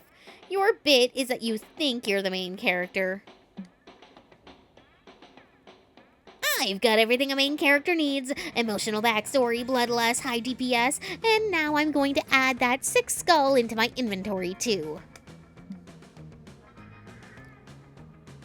Ravi, I really do understand where you're coming from, but because my deep empathy is what makes me such a good leader and natural protagonist. But I'm afraid you're sorely mistaken. That skull is mine. I'm certain that it's going to inspire at least a 3-episode arc. It's way more important in my genre than yours. You guys are both wrong. I'm the main character. This is a local multiplayer comedy dating sim video game, and that skull is made out of chocolate. Whoever the main character is, you're sure of one thing. It's not you. So help decide which one of these honeys gets that MacGuffin. Well, obviously I have to give it to my Pookie because we've accidentally stumbled on the joy route, and I'm not mad about it. Listen, who doesn't want a thick goth GF? Am I right, guys? Am I right, chat? Amen, amen. Am I right, boys? Something this heavy is going to take up at least 3 inventory slots. Joy is the only one here with the requisite inventory space. Speak assistant nodders, buddy. Let's go. Let's go. Mic chat, mic chat. Wow, Yellow, I can't believe I'm saying this, but that's actually factually correct. And surprisingly reasonable. Not to be rude or anything. It's just that usually when you contribute to our conversations, you spout some random absurd fictional bullshit. It is true, I do that. Psh, whatever. So what if I have a full inventory? I'll just do what I always do. Drop my least valuable items on the ground and pick up the skull. Ravi opens up her inventory menu and starts scrolling through her 82 pages of items. Actually, she's so me though. Like, I will keep anything and everything until I can't. If I can't keep something, I will, like, obviously go to the thing I need the least. That's what I do in Minecraft. Like, if I'm adventuring and I'm like, fuck, my inventory's full, I'm like, okay, what can I get rid of? Okay, we don't need seeds, throw the seeds away. We don't need, I'll throw these feathers away. Any game that has infinite inventory space is my jam. I need that. I just need all the inventory space. It's like how I felt when I went to go save in Yakuza 2 and I found out you could only have 13 slots. Like, that's crazy. I need more. The fuck? Don't stop me. I'll save as many times as I want. Aravi opens up her inventory. Yeah, okay. Alright, least valuable items. Here we go. I mean, I guess I don't need 2 enchanted range short bows. I could just get rid of one of them. Are you kidding, Aravi? What if you're in a battle against an enemy that's only vulnerable to short bow attacks and your first short bow breaks? You definitely need both of those. Huh? Well, you're totally right. I can't believe I didn't think of that. Well, what about tossing my elixir of maximum hydration? It's really just a water bottle. No way in hell you could get rid of that. Sure, the elixir isn't worth much, but you want as many bottles as you can carry for catching fairies and saving leftover soup.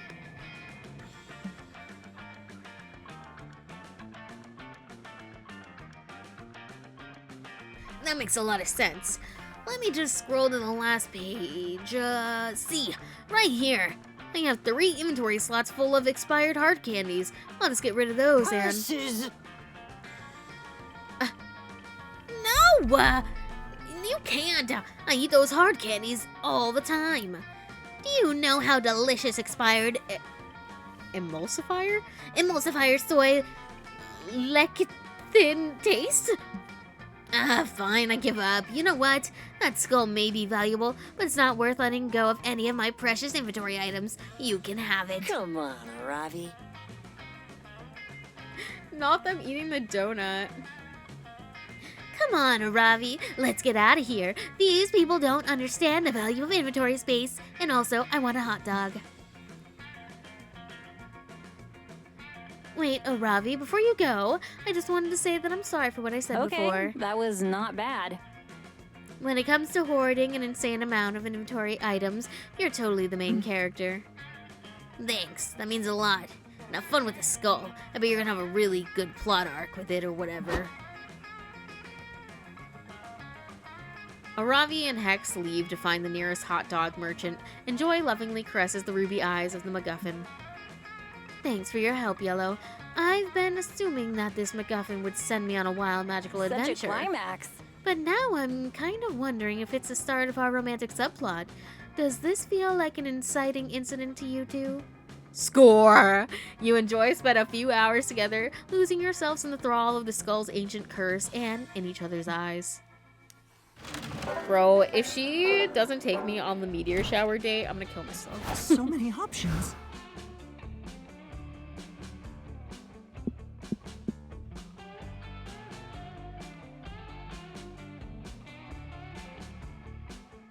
I never knew she had freckles before. To be honest, I don't really remember what her game 1 design looked like. Like, obviously, like, in theory, I can, like, kind of picture it, but not, like, the details. You know what I mean? But yeah, we've got, where should we go? We just were at, where were we just at? I don't remember. I don't know if we were anywhere. Where should we go? We went to the woods most recently. So we can go to the lake, camp dome, manor, or scout HQ. I think we need smarts, but like I'm not actually sure.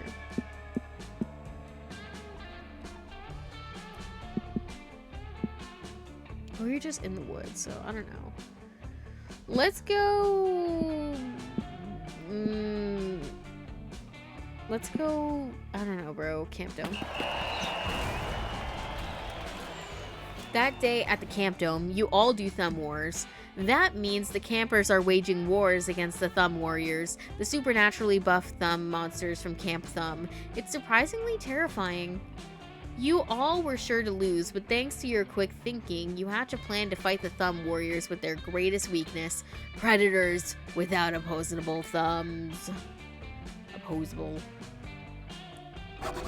Some may say that your team sicking a pack of rabid mountain lions at the competitors is cheating, but you prefer the term strategic. You gain +2 charm.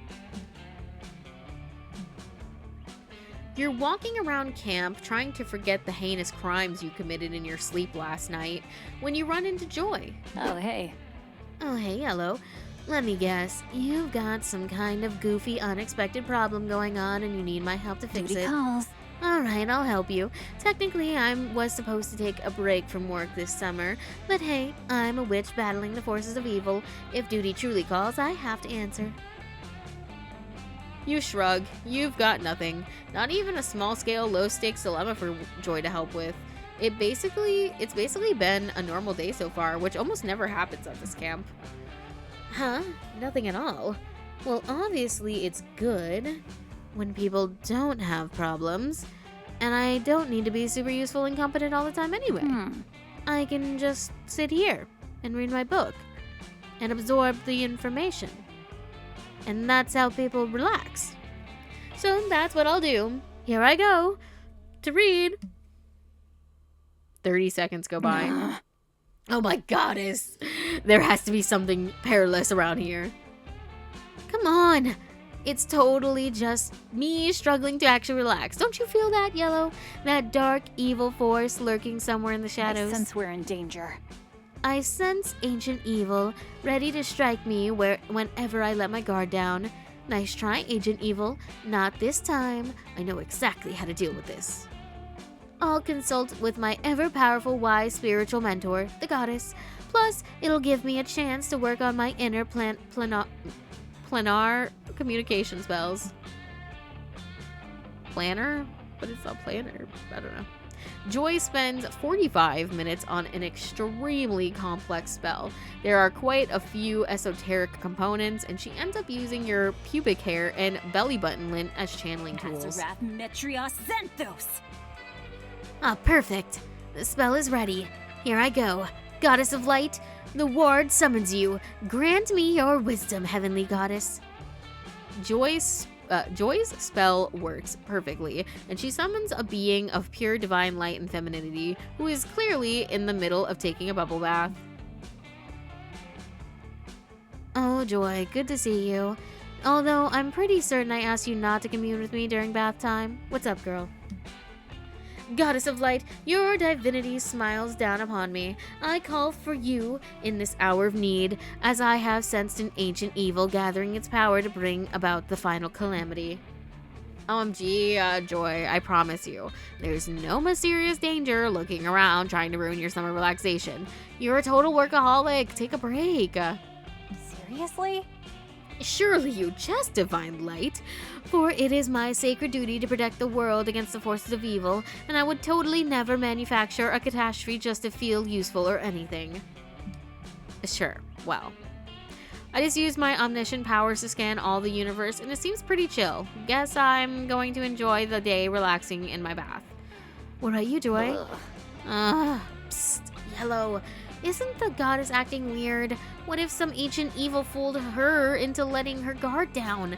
There's gotta be some kind of danger, right? Seems like Joy won't be satisfied until there's a disaster she can quickly and competently disarm. Quick, find something dangerous for Joy to deal with. The dangers of my poor skincare routine, the goddess. The goddess is what, like several millennia old? The skincare won't care for itself. The dangers of ever-growing atheism among the younger generations. Every second, fewer and fewer people give a fuck about the goddess's divinity. I'm not sure what is what.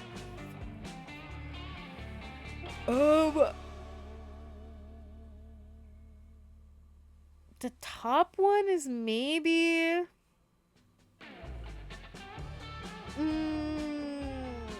smarts or charm, and then the bottom one is,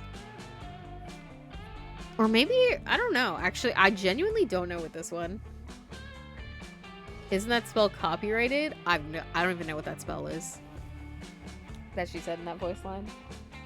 Not a damn clue, so I couldn't tell you. Top looks like charm, bottom smarts. That's what I'm thinking, maybe. Let's try it. It is charm. The top is charm, which for some reason has been my highest stat. I don't know how that happened. You blurt out that improper skincare is the greatest danger to all beings, including literal gods. Skincare? But my skin is made of magic. I'm pretty sure I don't have to worry about mortal stuff like aging, right? Do I look crusty or something? Wait, I think Yellow might be right. Just think about it, goddess. We have to return to the Holy Tree of Life once every 10 years to renew our powers, right? Well, if we have to renew our magic powers, and your skin is made of magic, don't you think you'll have to renew your skin too? Oh, myself. I literally never even thought about it that way, but that makes so much sense. Wow, I feel like such an idiot. I haven't washed my face since, like, I spilled a drop of my blood on Earth to create all living things. Okay, Joy, I give in. I totally need your help with this. Bibbidi-bobbidi-boo. Fret not, divine goddess of light. Your most devoted follower is here for you. Tatcha just launched a new line of products specifically for skin that's made of magic. Yellow and I will go pick up some samples. Just one question. What are your biggest skin-related concerns right now? Okay, so I think my biggest thing is getting enough moisture. I get a little oily T-zone though. Oh, and if there's a flare-up of evil on Earth, I tend to break out on my chin. You and Joy go on a divinely ordained trip to Sephora to pick up some holy face wash, consecrated moisturizer, and a skin toner made of unicorn tears. Divine Goddess, we have returned from your quest victorious. I have here a humble offering, Tatcha's Divine Lady Skincare line, complete with the super limited edition All-Seeing Eye Mascara. These look so fetch, and they're cruelty-free, which is nice because my divine form rejects all kinds of cruelty and injustice. This day was bananas. Like, better than the day I vanquished the followers of the false fate from altering the primary timeline. You're the best disciple ever. Thanks, babe. This has been joyful. Aw, you're welcome, my divine goddess of light. I'm humble that I could be useful to you. That makes me really happy.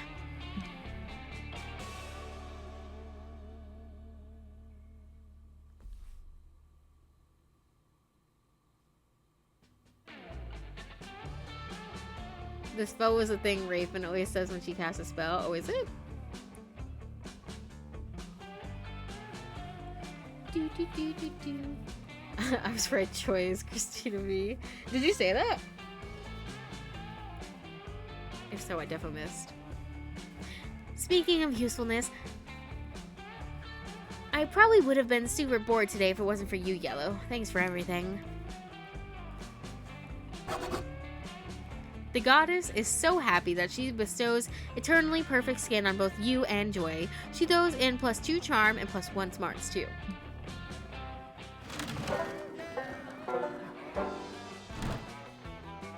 so many options. I said her voice sounded familiar, but I couldn't place it until I looked it up. Oh, okay. Yeah, I was we were looking up some of the voice actors earlier. Well, I say voice actors, but I mean just one. The character that we're playing apparently is named Oz. I just put what the default name was, which was Yellow, but apparently his actual name is just Oz.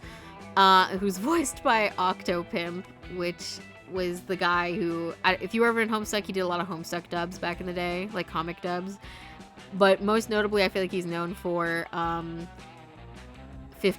Off, which is a parody of the swimming anime called Free. And then, if you didn't know, Nathan Sharp, aka Nate Wants to Battle, is the voice of Damien, the red demon. Nate Wants to Battle did a lot of like songs on YouTube, a lot of them for like various like fandoms and whatnot. And we love him. He's great. Let's go Lake, I think. That day, you decide to take a swimming class in the lake. You learn all sorts of cool swimming techniques. The backstroke, the side stroke, the Macarena stroke, the mime having a stroke. All those strokes sure are fun, though perhaps a bit medically concerning. You gain +2 fun. Are you allowed to go swimming?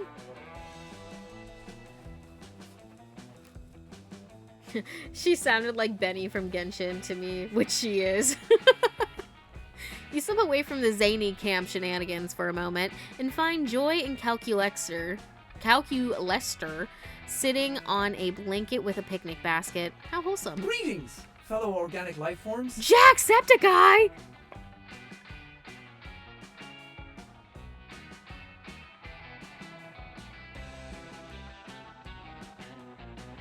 Jesus Christ.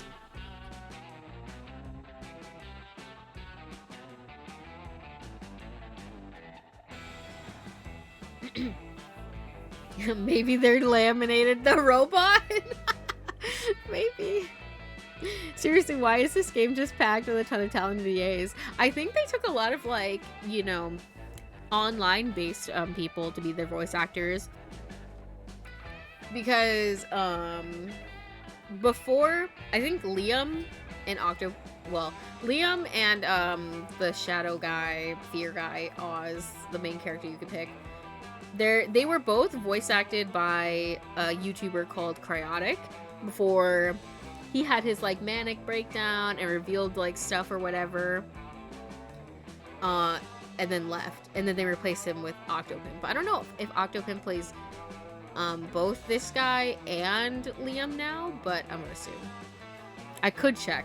I do have my phone in front of me, and I literally was on the wiki already because I was looking at shit. Okay, what do I want? Please.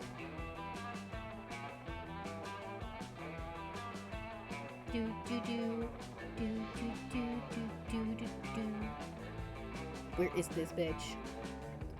Of course, I see everybody except for Liam. Kill me. Oh, apparently Christina V is also Vera, the Gorgon from last game. Gorgon. Hold on. You know, guys, we all be getting derailed sometimes for, you know, looking up voice actor purposes. Nobody can judge me. Let me see this biff. Ah! Okay. Okay, Octopimp did take over. Okay, period. Good for him, good for him. Slay. Slay even. Sorry, I just had to check. Prom night, baby. Not this time. We're not going to prom. We're going, I think it's, we're trying to watch a meteor shower at the end. I think that's the goal. Oh god, so does that mean I have to do an Irish accent? Because it's Jacksepticeye voice acting this robot. Or this sentient computer, I guess, because it was a library computer that, like, gained consciousness. Yeah, we're at camp. We're at monster camp. It's epic. I can judge you because I'm judging myself too. Lol. Hello, friend. Friend Joy and I are having an ordinary lakeside picnic without any wacky or ironic twists. Hey, you. That's right. I'm so worn out from fighting monsters and looking stunning all the time. It's nice to have a completely normal time with some non-threatening friends for a change. Wait, holy shit. This is actually a regular pleasant picnic. You were ready for this to be some kind of oblique lead-in to some hilarious violent comedy scenario. Instead, Calculester is just helping Joy get napkins and silverware out of an adorable wicker basket. What the fuck is going on? Please feel free to join us, Yellow. There is plenty of potato salad and fruit juice for everyone, especially considering the fact that I cannot eat or drink. You accept their invitation and sit down because, well, you still want to boink at least one of them, but something just feels wrong about this whole situation. What's wrong, Yellow? You seem uncomfortable. Everything okay? Admin permissions to hug? Indeed, I'm detecting elevated levels of cortisol in your bloodstream, indicating an increased level of stress. You can share your problems with us. This is a judgment-free zone. Aw, the little heart on the screen. No, you got to get it together. If Joy and Calculester realize you're too much of a deprived horn dog to have a picnic like a civilized monster, you're fucked. Maybe he's just hungry, Cal. People can behave in all sorts of weird ways when they're hungry. Engaging campmodule.exe. I'm hungry. Excellent point, friend Joy. I still have much to learn about organic irrationality. Would you like some fresh fruit, Yellow, or some deviled eggs? That's it. Choices. Surely there's some kind of wacky choice you can make to resolve this situation in your favor. That's how life works. Think. What's the best way to prove to your friends that you're totally regular individual who's great at chilling out and enjoying picnics? Talk about the weather and how it doesn't remind you of sex at all, because why would it? Why do you always have to be making some kind of binary choice about what to do? Just relax and go with the flow. Oh god, these are both terrible options. What? I don't know which is what. I think I have enough charm to go with this. Oh no, it's fun. But either way, we got it. Hey, yeah, that's right. Just because you're hanging out with Calculester doesn't mean your choices have to be binary. I wonder if the top one was smarts, or it was either, well, it could have been creativity or boldness or smarts, because it has to be lower than 14. What that means, it has to be lower or equal to 14. Because I think if they're both the same, you can pick either one. You're right. The bottom one was fun. I wonder what the top one was, though. It's time to break free from the constraints of your goal-oriented lifestyle and just enjoy a sandwich by the lake with your friends, like a normal monster. Which sandwich would you like, Yellow?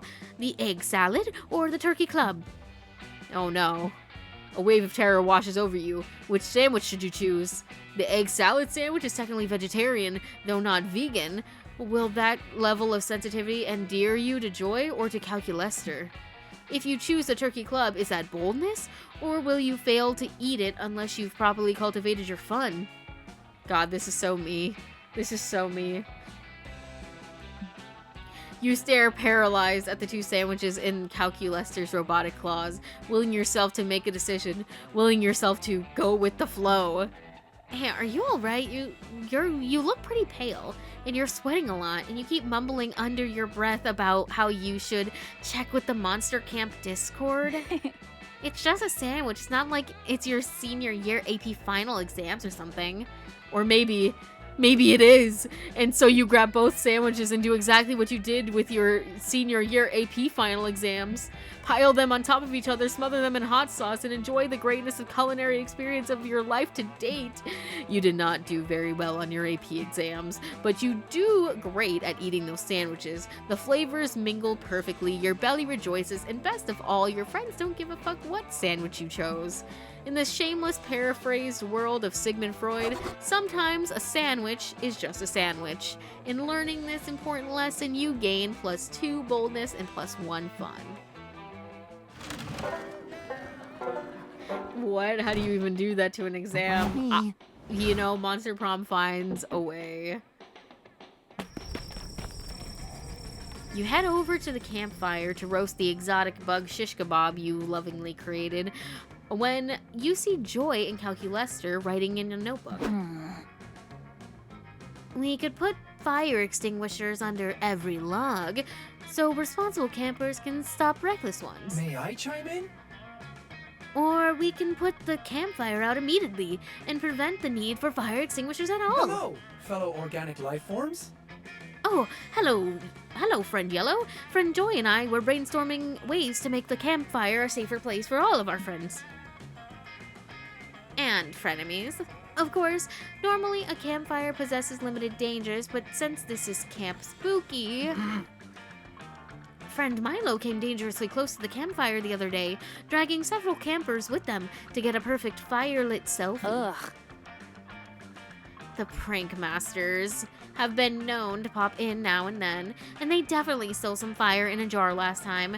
Who knows what they did with it? I do know it was not safe. And of course there's Damien, being Damien. And friend Dahlia, being friend Dahlia. Duty calls. So with all that in mind, we need a way to get people to be safe around the fire. Or make the fire itself safer. No, Calculester, I've told you, fires don't hurt monsters, monsters hurt monsters. Well, that logic doesn't add up completely, and you suspect it's just Joy being a bit tipsy and not thinking things through. Time to find a better solution. You're right, Calculester. Let's seal off the fire with a firewall. Hey, Joy, let's design and implement a fire harassment seminar and teach our fellow campers to respect fire's personal space. You know what you're doing, don't you? Oh, dang, that's actually super smart. And maybe they'll be able to translate those skills into their relationships to other monsters, I realize you are attempting to help. Judging by past behavior and learning curves, friend Joy, my calculations indicate a near zero chance of this. A girl can dream, Calculester. A girl can dream. I need to restart. True. I forget because I cannot dream. I can only power down or go to sleep. But alas, this does not bring me dreams. Given our classmates' general lack of common sense, I think we should come up with some simpler, clear guidelines. Our seminar subsections can include a module called Where to Touch a Fire. The answer is nowhere. We can also give helpful tips like fire burns and a fire cannot give consent, so please keep your genitalia away from it. Surely organic life forms must know that their much-needed reproductive organs should not be placed near a substance so hazardous to them. Ugh. Apparently, you have not spent nearly enough time with Damien. But I think with these instructions, even our most reckless classmates should successfully learn the importance of respecting a fire's personal space. Let's save the world. Great idea, Yellow. You're welcome in my personal space anytime. By which I mean you can sit next to me around the campfire. For now. Joy winks at you, and the feeling it gives you is warmer than the glow from any campfire. Bring out your flask. Oh god, okay. I'm gonna use my skills. That weekend you visit your good old pal Juan. Is this Juan? From the last game? The Latino cat? or is it one of the other Juans? Because there's many of them. He knows a thing or two about getting wasted. Bueno. Look who's here. I was just experimenting with these drinks here. I was about to throw them away, but I have a feeling you're reckless enough to give them a try, right? Get ready.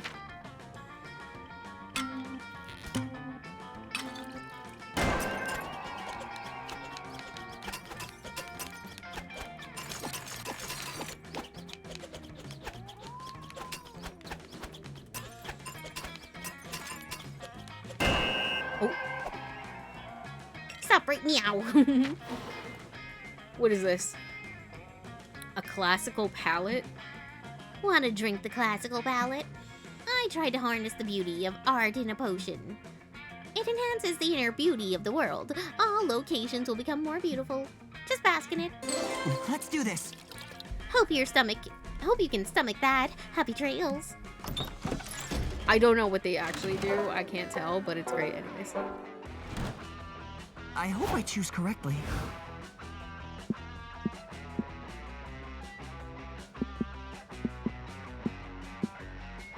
I think it's been a minute since we've been to Scout HQ. What the fuck is this? You spend all day trying to learn how to use the North Star to know your location and never get lost. It's a fierce challenge, and everyone gets, like, super lost. You say fuck it and try to text the North Star to ask for directions. Maybe no one ever asked. Of course, this achieves nothing. It's a star, and you should stop trying to resort to sheer absurdity to solve your problems.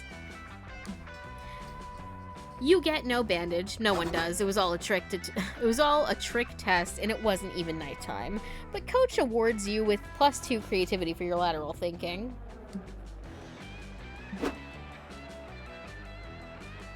You're kicking back with Milo and Joy in one of the classrooms, listening to an interesting discussion, to say the least.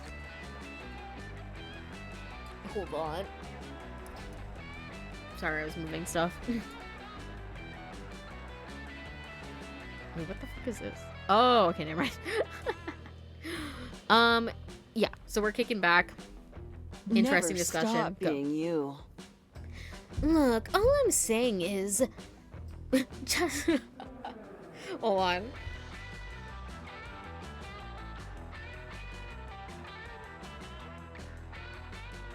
Sorry, you know when, like, you forget about a sitting position that you can sit in, and then you remember that that is a sitting position that you can sit in? I was like, oh yeah. I forgot that I have this fuck-ass broken chair next to me as a footstool. It's just that I have to go weirdly sideways, so, like, after a while my neck hurts, which I have to then assume a different sitting position until, you know, my body recovers enough to go back into the other one. You know what I mean? Look, all I'm saying is just because someone isn't you doesn't mean you can't be them. Why limit yourself? I'm out. All I'm saying is that it doesn't count as a selfie if someone takes it. So no, I'm not going to take a selfie of you. Greetings, Scouts! Kids, stop being mellow and carefree. It's time to learn. But what time is it really? For that matter, what is learning? That's not what we're learning about today, Milo. Tell me, you two, do you think you're prepared to survive in the wild? Absolutely not. Not me. So is the point of this game to be as normal as possible? No. I think the whole point of Monster Prom is you have to get certain stats to be high enough to woo people. And you just have to, like, you know, via different things like personality and like what they say when they reject you at the end. You kind of have to, like, deduce what skills you need to upgrade. I realized after the fact yesterday, after we stopped playing Monster Prom 1, that I don't think I ever got my boldness high enough for her. I think that's why she kept rejecting me. Because, like, we had it pretty, like, our fun pretty high at one point. I can't remember if it was, I don't want to say the number, because if I'm really wrong, then you guys will bully me. But we had it decently high, and she still rejected us. And I think it's because she's not just fun. I thought she was fun in creativity, but actually I think she's fun and bold. So, I don't know, maybe we'll try that next time if we go back to it. That's not what we're learning today, Milo. Tell me, you two, what do you think you're prepared to survive in the wild? The same with you. I'm not answering this. If we say no, you're just going to give us a whole lecture. And if we say yes, you're going to loudly correct us and then give us a lecture anyway. Well, if I can't do any of that, Oh my god, I can't read, bro, please. Well, I can't do any of that if you don't answer my question, can I? Good point. Ugh, fine. Gee, Coach, I think we're pretty prepared for... Wrong. You're not prepared at all. Do you even know how to tell if it's going to rain later? Huh? That's easy. I'll just check my phone right now. It says... Oh! Wrong. What if a possum suddenly ambushed you and swallowed your phone whole? These are things that can happen. Real things. Welcome to the witching hour. Well then, as much as it would... Oh, sorry. As much as it would pain me, I would have to slaughter the possum and use its entrails to divine the future through an ancient art of Haru Spicy? like I always do when absolutely necessary.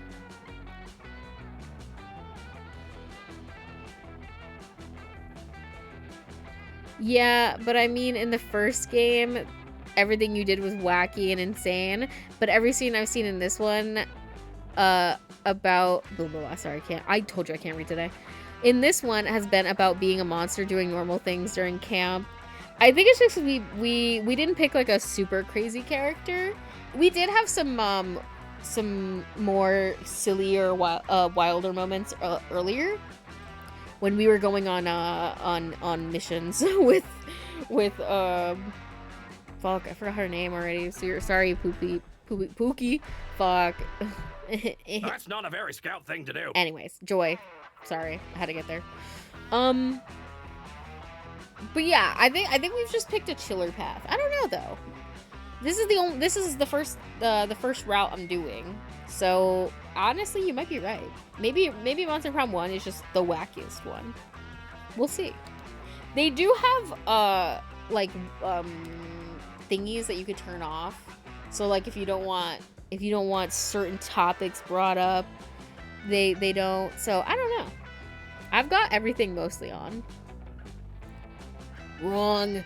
What if a huge turtle jumped out of a bush? Well, dang, we have another problem. A huge turtle jumped out of a bush and swallowed the possum, and the turtle didn't have any guts because its insides were filled with confetti. Well, I already made several good gifts out of Coach screaming wrong at us. Imagine a world in which my phone is eaten by 2 animals is giving me extreme anxiety. Does anyone know of a way to put an end to this exhausting thought experiment? me playing Zero Escape for real. I say that, but I keep bringing up Schrodinger's cat, but it's their fault. I wouldn't be thinking about it if it wasn't for Fi. Of course you do. You just need to offer a coach-approved method for finding out if it's going to rain later. Check if Nostradamus has anything to say about today's weather. Or according to Reddit, if you play an Iron Maiden record backwards, it gives you a very localized weather forecast. I feel like this is either fun or creative, this bottom one, and then this one, bold, maybe? Or charm?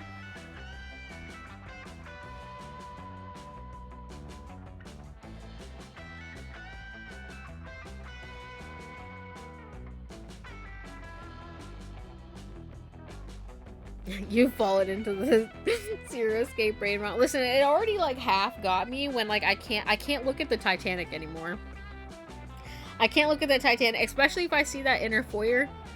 I'm like, dude, I was here. I was here. Real. Smart's top, fun bottom. That's what I'm thinking. Who? I don't actually even know who Nostradamus is, or what the fuck. Nosferatu.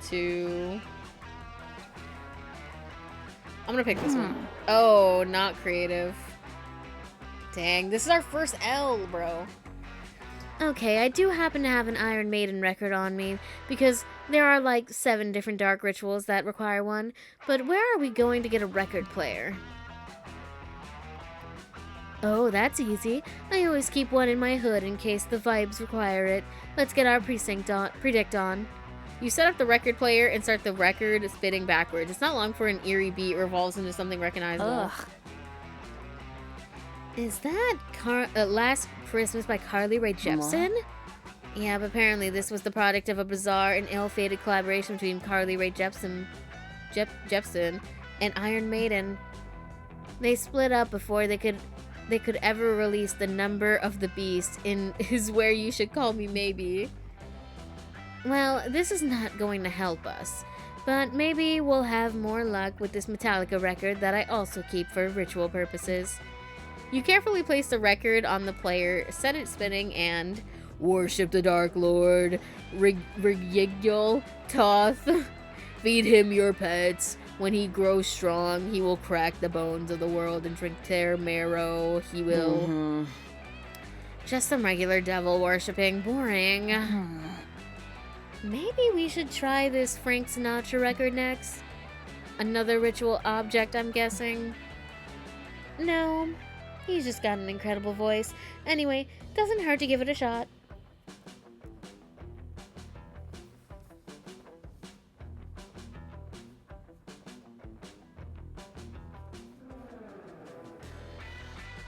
The bottom was creativity. That's crazy. So maybe the top was smart. You spin up the record. A desperate, breathless man's voice issues from the speakers. Please, if you're hearing this, there's not much time. You need to stop the... Nope, not a weather forecast. Well, this has been a waste of good daylight. I'm off to take some moody nature shots before the sun is totally gone. I need a break. And now I'm probably going to have to do a whole quest based on whatever was hidden in that last record. Come on, this is supposed to be my summer vacation. You tried! I tried to warn you kids, but none of this would be happening to you if you just figured out if it was going to rain the sensible way. By asking me, I would have told you that's not going to rain. I looked it up on my possum-proof phone. You roll your eyes at the idea of a possum-proof phone until you go outside and a possum steals your phone. Now you're phoneless and friendless. You lose -2 charm and -1 fun. Thanks.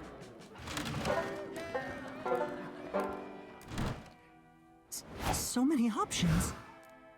Damn, bruh. Where are we gonna go on our last outing? You guys pick. We have the woods, the lake, the Camp Dome, Manor, and Scout HQ.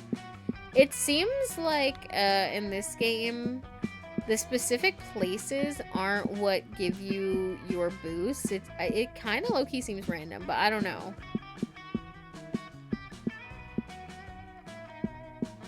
Manor. While wandering the haunted manor, you're ambushed by a group of evil spirits.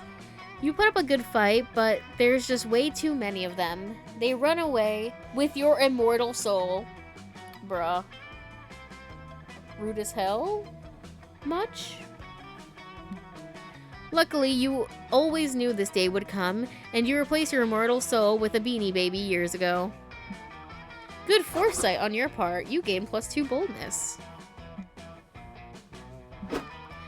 Later, you meet up with Joy. She said she wanted to spend the day just the two of you. Your knees feel weak, but that might just be the polio you recently contracted. Oh, hey. Thanks for meeting me here, Yellow. I wanted to apologize for all the drama with my exes lately.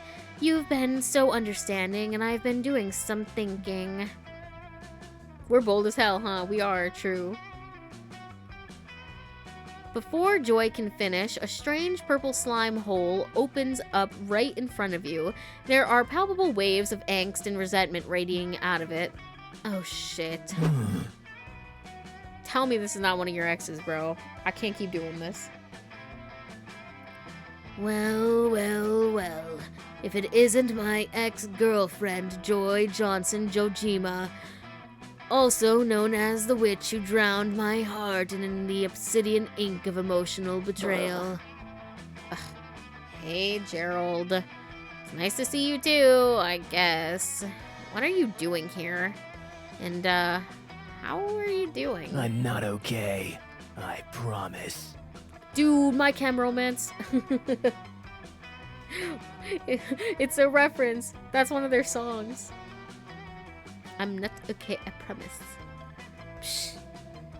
If you're looking in the mirror and don't like what you see, you can find out firsthand what it's like to be me. What the fuck? In the dark of twilight, I was looking into the mirror, and I did not like what I saw. So I began online shopping for the darkest shade of black eyeliner available. And I saw this post on my Insta feed. You're with Salome now, Joy? Seriously? Yet another one of your ice-cold treasons of passion. Another stab to the heart. Holy shit. I'm this close to deleting my Instagram. Not that it's any of your business, Gerard, but no, I'm not with Salome. I didn't give her permission to post that. Joy? Whatever. You're just deceiving me again. It reminds me of when I was a young boy and my father took me into the city to see a lying whore named Joy.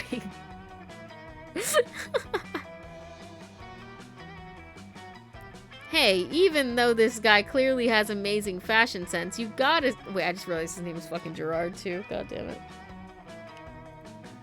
I immediately, like, it went in one ear, out the other.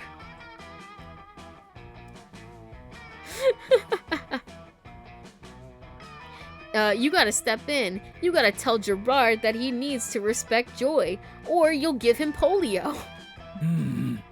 You're defending this soulless wench. Hear my tales of woe, idiot. I consumed 1,891 living souls and became the most powerful necromancer in the universe just to impress Joy. Cheater! And she responds by getting all mad at me for killing innocents and then cheating on me with some 2-bit horny warlockess. Joy is a cheater. Gerard, listen to me. I get why you're mad. I've said it before and I'll say it again. I was wrong to cheat on you when we were dating, and I'm sorry. But we dated a long time ago, and it's been years since I broke up, and the coven defeated you. I think it's unhealthy that you're still completely fixated on this. Not suited for TV. And also, I would appreciate it if you could stop commenting cheating hoe with a rotting black heart on everything I post. Perhaps you're right. I haven't feasted on the innocent soul in many fortnights. It's not like me. I'm losing interest in my hobbies. You are the architect of my pain. Since you were the great architect of my pain, I expected you'll have some method to sew my shattered psyche back together. Ugh.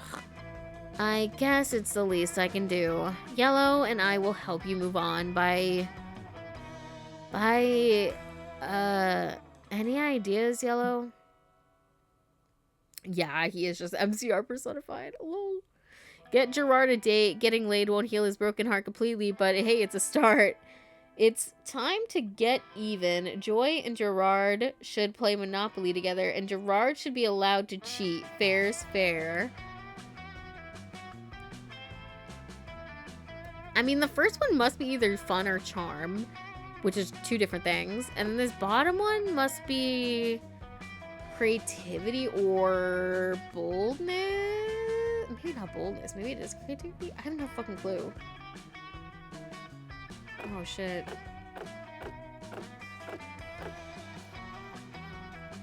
I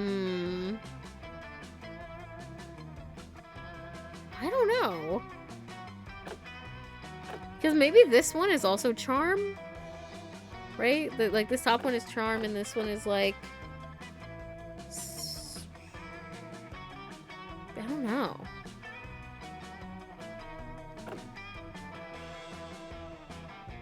Because, like I said, this is also kind of giving, like, fun, maybe? It's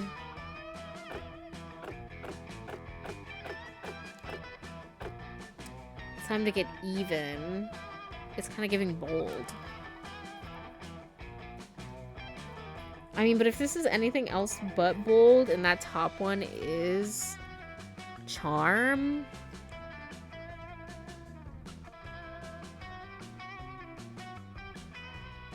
But if this is smarts, we're kind of fucked.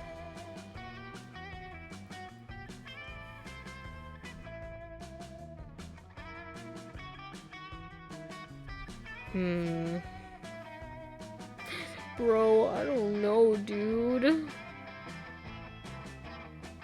I'm like, I don't want to take another L because we're right here at the end and I really don't want to lose.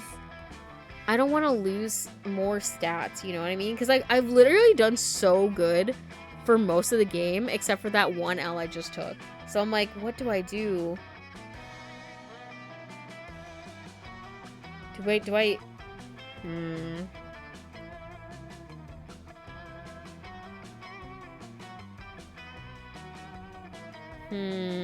Okay. Okay.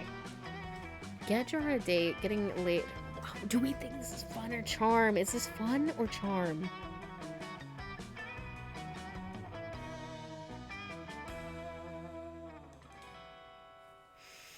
I think this is charm. I think it's charm. You know what you're doing, don't you? Ah, let's go. Let's go. I wonder what that last one was. Monopoly. So fun, maybe? It's the only thing I think of. Is that or creativity, but it's not really creative. I guess it, yeah, okay, I guess charm and fun makes sense. Huh. That can actually work. Thanks for suggesting an actual idea instead of an extremely absurd, improbable, random bullshit. Gotta say it's refreshing. What do you think, Gerard? Ready for a rebound? I'm not entirely opposed to the idea, but I refuse to lower my standards by even a millimeter. My new romantic partner must be a true paramour. I mean, paramour. Fair enough. You asked Gerard to describe his ideal romantic partner. Ah, misery. That sweet mistress. I guess I've never thought about it before, as my heartbreak has been far too consuming. But I know one thing. No more heroes. She must be evil through and through. My future boo should be able to stare into the abyss of the cold, unfeeling universe. She knows death. She knows war. She is immortal beyond the human realm. Hey, I think I might know somebody. Listen, we could set you up with her ex or whatever. What was her name? Sal something? Also, I know it is somewhat kinky, but I would also like to be able to suck her soul a little bit without causing it to collapse. Oh, this is hopeless. Such a goddess does not exist. Oh, baby, you know the perfect match for Gerard. You whip out your phone and set him up with Phaedralt, an ancient heathen deity of destruction. I love you like I loved you yesterday. Hot damn. The Phaedral demon looks both evil and enticing. I'm off to my date. Enjoy. Don't cry. I don't love you like I loved you yesterday. It's better this way. Impressive. Wow. That was the happiest I've seen Gerard in. Actually, that was the happiest I've ever seen him. So Polly, you're that Medusa lady, lol. I mean, you're not wrong. I really hope he can move on. He's definitely evil, but deep down I think there's some good inside of him. I've dated a lot of villains, and lately it's been really nice to have an ally of justice and truth by my side. We make a pretty good team, huh? Not half bad. Listen, Yellow, do me a favor. Close your eyes. OMG, you have no idea what's about to happen, but your crush on Joy has never been this intense. You close your eyes. Your body is awash with a warm, comforting, pleasant sensation. Joy cast a spell on you. It cured your polio, got you +3 creativity, and it was hot as fuck. Congrats, babe. The last day of summer is here.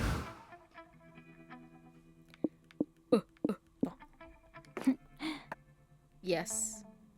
Let's see. I don't know if we have our stats high enough, but let's see.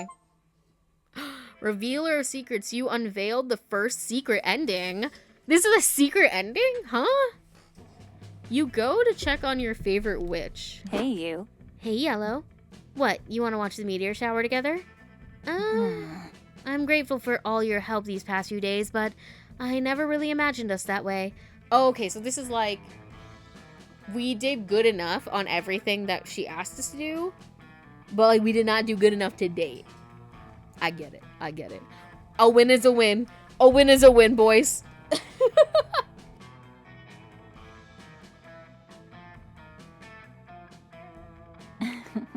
But now that you bring it up, I've gotta admit, I do like you quite a bit. Oh, maybe? Wait. I guess there wasn't that initial passionate spark, you know? Like a fire that lights in you, in which you want to destroy someone but also fuck their brains out. It happens with Axarax, Salome, Gerard, Dimitri, Liam, when he was Angelus. Ugh. Come to think of it, I sort of seem to have a pattern. And looking at it now, it doesn't seem super healthy. Do I always look for sexual partners in my enemies? Why? Looking at it from a distance, it seems like I sabotage myself, always entangling with evil people who don't exactly rhyme with commitment. But maybe I could break the cycle. Booty calls. Would you want to break that cycle with me? Do you even need to answer? The meteor shower arrives and you share with joy. Wait, did we actually get a date, you guys? They must have made it easier, I feel like. You wonder if you may live to become an evil ex. The thought frightens you, but it is there. But what can you do besides try your best while we dive into the mortifying ideal of being known? The fear is there, real and blunt, but if we eventually fail, then, in time, we will learn from every error. So tonight, you just hold hands with joy while gazing at the starry night and wondering about your shared future. It starts slowly, but it speeds up as she's excited by the prospect of a new, less complicated way of doing things. And you... Let's make this night magical. You're deeply under her spell. You see her, you truly see her, a mesmerizing woman who loves unapologetically. A kind soul who's not afraid to lead with power and compassion. A deeply complex person who carries the weight of the world on her shoulders. Someone that, in the moments when she alleviates herself from all those responsibilities, can also be that true embodiment of joy. Whoa! We actually got bitches this run! Let's go! Let's go! We are not maidenless! The Riz comeback! We've got 1 out of 25 secret endings, 14 out of 367 total events, 13 out of 1,196 total outcomes, and 2 of 82 special stuffs. And we've got so many summer memories this run. Let's go.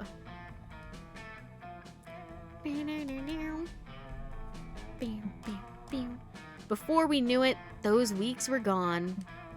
It felt like a hot minute, and it felt like an entire lifetime. That night, as we saw summer closing to an end, we all wondered what would come next for us.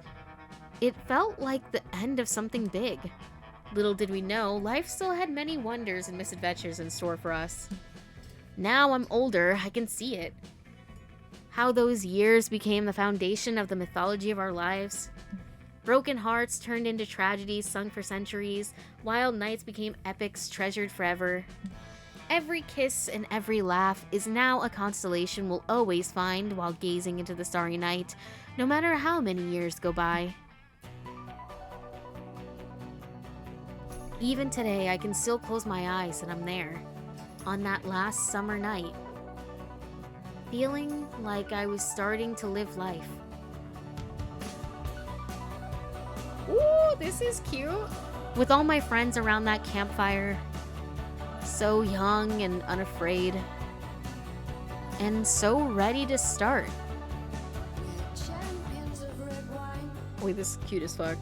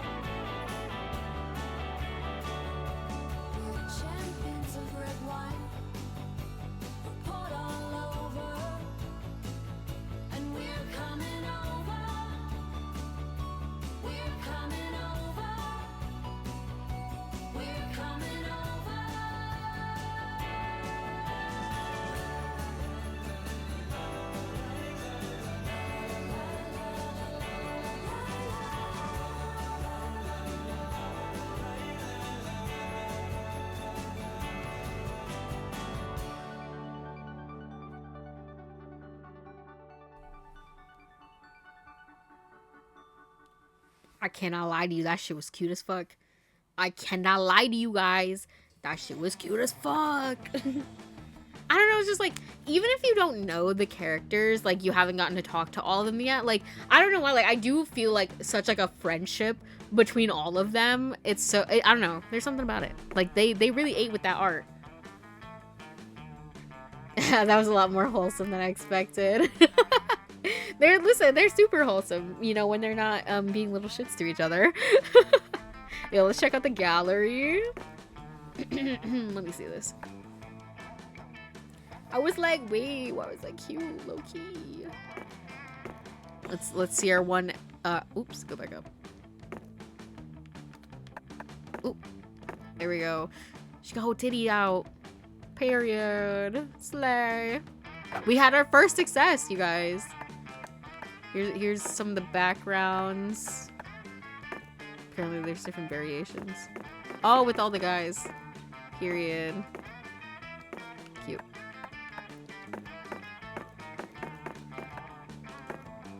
So odd. What are these? Like weird paintings.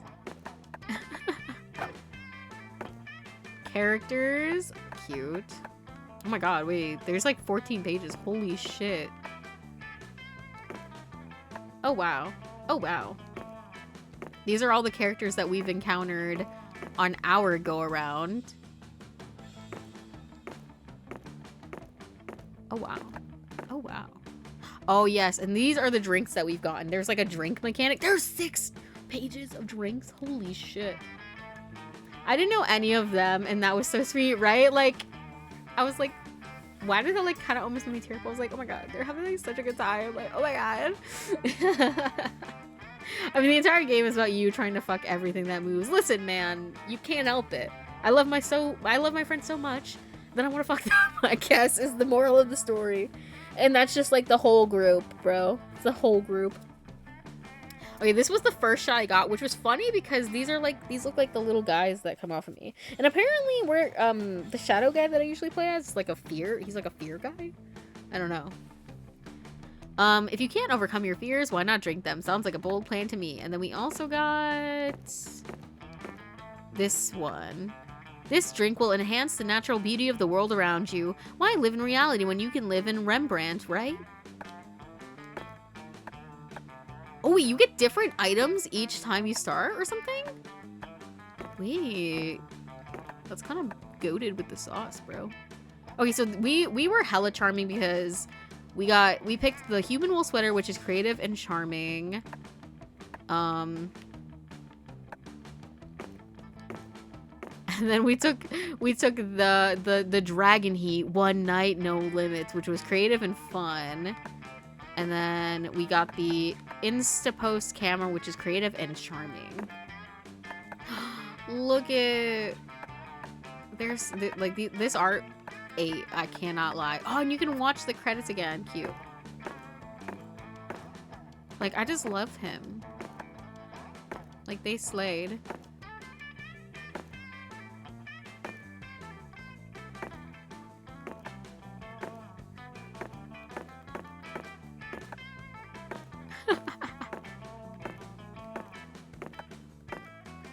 Starts a band. Real.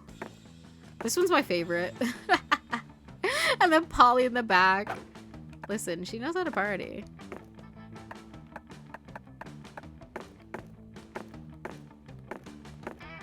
Like, this picture was super cute. This would be a banger, like, desktop background, too. Special stuff. Ooh, what's this? Divine Bath. Ooh, okay. And then we got another one. I think we got 2, right? Leaves rustling, a giggling bush. Okay, period. There's so much. Holy shit. Holy shit, you guys. Event completion checklist. Holy god. Oh, wow. Oh, wow. They do not mess around with this game. This is just like collector simulator on god. Okay, I do want to do one 30-minute playthrough, but I really got to piss. So we're going to do a quick BRB, listen to the banger menu music, and I'll be right back.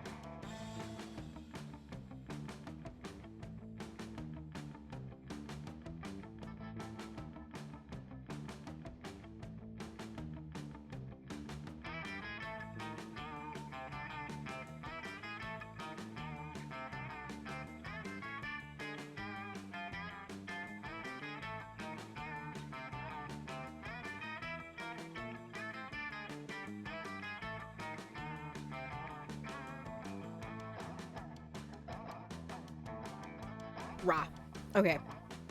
We're back. Let me see this. Oh my god. What is this? Hey player, it's me, the meta shopkeeper. Now, guys, I'm hearing hear me outs for the narrator. I mean the meta shopkeeper, of course. Now, wait a minute. Anyways. This is your first time in my little shop, huh? Not the script. Don't worry, I'll explain how this works. Here is the meta shop. We don't accept money. We buy and trade the summer memories instead. You'll earn summer memories every time you encounter a new event, outcome, secret ending, or special thing in Monster Camp. What are special things, you ask? Well, trust me, you'll know one when you see one. Don't fret, you'll also get some memories just for finishing games, so don't feel pressure. You can spend your memories here to unlock the tutorial guide, new outfit packs, gallery content, and drinks, which you can access in Juan's free drinks drinking mini game mode. Yes. Yeah, no, what, yeah. Monster Camp truly is the gift that keeps on giving, isn't it? Yeah. Oh, on top of that, if you've already played Monster Camp before, you'll get your corresponding summer memories retroactively for what you've already achieved. Aren't we so nice? So what are you waiting for? Either buy something or get busy playing the game. Yes, sir. Alright, let's see what we want. Because I don't... Ow. Scratch my fingy, you guys. I have... let me put my charger back where it belongs. Okay. Modus playable character. Play as Modus the lustful demon from Helltaker. Let's engage in some proper harem activities. I mean, it's free, so why not? I bet you'll have fun with that one. What do you mean by that? Get the outfit pack to turn summer camp into feline celebration of the best cat ever. This cat is the cat. I don't know what this is, but I'll take it. Step right up. Step right up, one and all. Come see this amazing new outfit pack. Circus Extravaganza outfit pack. I'm assuming my sister got some fucking DLC. That's what this is. Back to the 80s outfit pack. Travel back to the 80s with this tubular pack. You guys know, if you don't know, I love arcade carpet / bowling carpet patterns. Love that shit. Horny Halloween outfit pack. Trick or treat. These costumes are a treat. Oh, I want that. Maze Man outfit pack. Everyone cosplays the great, renowned, and coincidentally created by the Beautiful Glitch arcade game Maze Man. I'm assuming that's, you know, like it says, one of their games. And then we have the Yeehaw outfit pack. Howdy, partner. Are you ready for some good old Wild West adventures? Yes. Okay.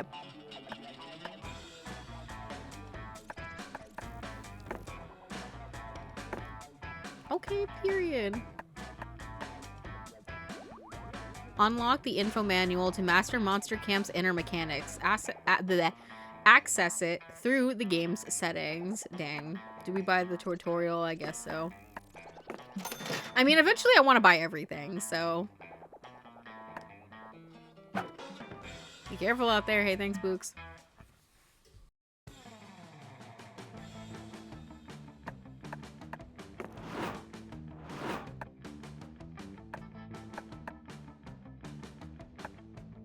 Oh, we have... I wish I could see. I wish I could see what, they look like.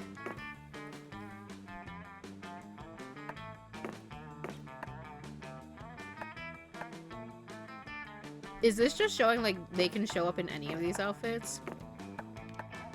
Just put them all on. Why not? Fuck it, we ball, right?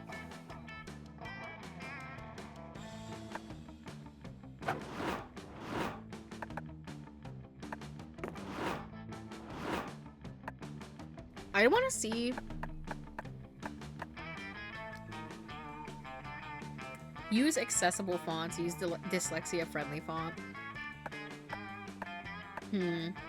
What is accessible font? What does that mean? Like, I wish they would show me, like, what that meant when I hovered over them. Like, this is what the text will look like. Because, like, what the fuck do I know? you know?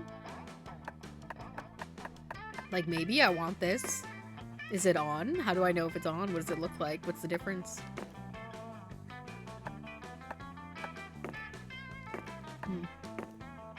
I just want to see.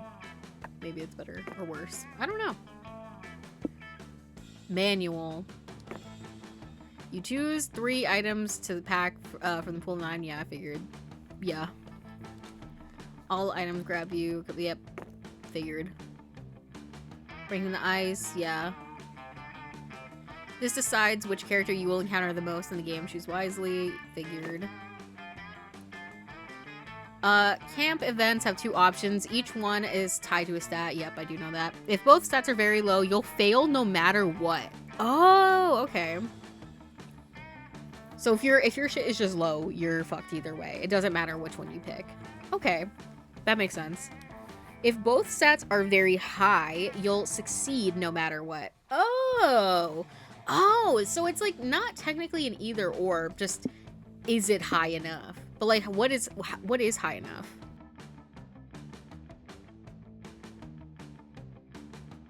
The stat threshold will get higher as the game progresses. Okay.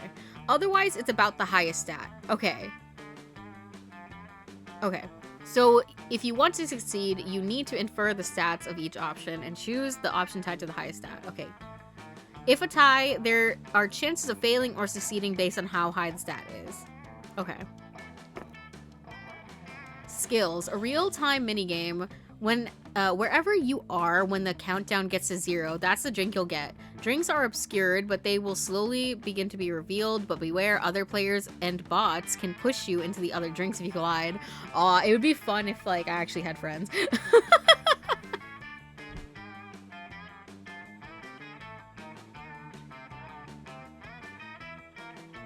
Or you can test your luck. This one is pretty straightforward. It turns in turns you get a random drink. You can choose to drink it, or you can choose the mystery box with another random drink.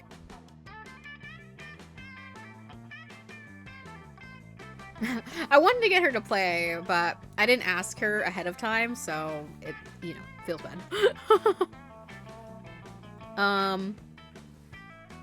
Here you can just choose whichever drink you want. The only requirement is to unlock the drink previously by purchasing it from the meta shop. Okay. Gossip. You can visit Mossman to sabotage or help other players by spreading a rumor. Okay, period. Oh, okay, period. By spreading a rumor, your choices will determine the stat you'll affect and how it will be affected. Love log. Sitting here is taking a risk. If another player joins you, you two can gain stats, but if no one sits with you, you'll lose a stat. Normal log. Sit with 2 love interests and choose an option to side with one of them. Stats are not involved and there's no failure outcome. This is just to gain love points with your preferred fellow camper. Okay, Final choice, yeah. At the end of the run, you must choose someone to go to the meteor shower with. Love points are hidden points you gather when succeeding at events that character is a part of. They represent how much you're connecting with the character. Each character will accept or reject you based on your stats and love points with them. They have different preferences though. You can also choose to go alone. You can both succeed and fail by doing this. It also depends on having a healthy amount of stats. Okay, fair. And we can see the font choice as well. This way. It doesn't affect everything, it seems, just certain things. Okay, do I like that? Do I like that? Or is that more readable? I can't tell. Oh. Turns out you just have to leave and then come back. Oh, wait. I want to see what this one is. Oops. Bruh. Let me in. Let me in. So you hate me. You hate me, huh?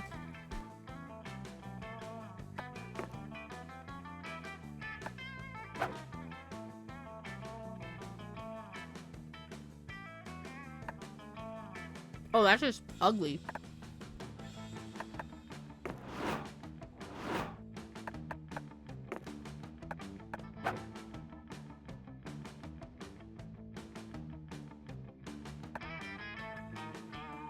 You know, this is fine. I'll just suffer. For the name of aesthetic, obviously.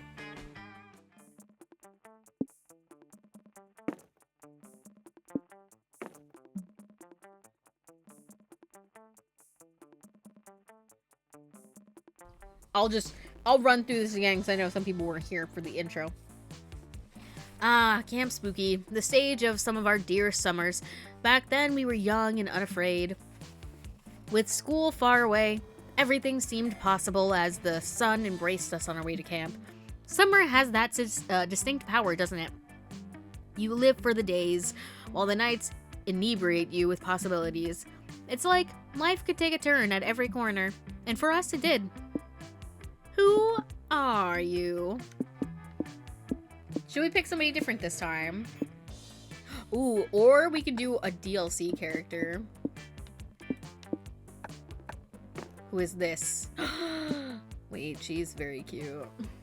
I'm not gonna lie, she's kind of disturbing.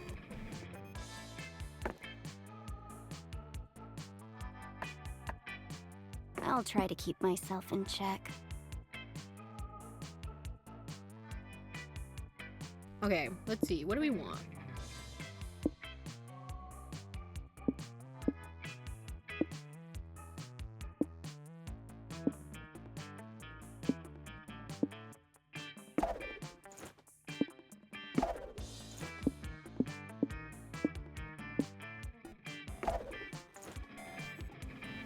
That's what I'm packing with me. Oh wait, it's the Love Demon. Yeah! One might say that the Monster Prom had hardened us on the highs and lows of love. But no, in love, we're always absolute beginners. And summer camp was no different. No one talked about it, but the idea of a summer love loomed over our heads.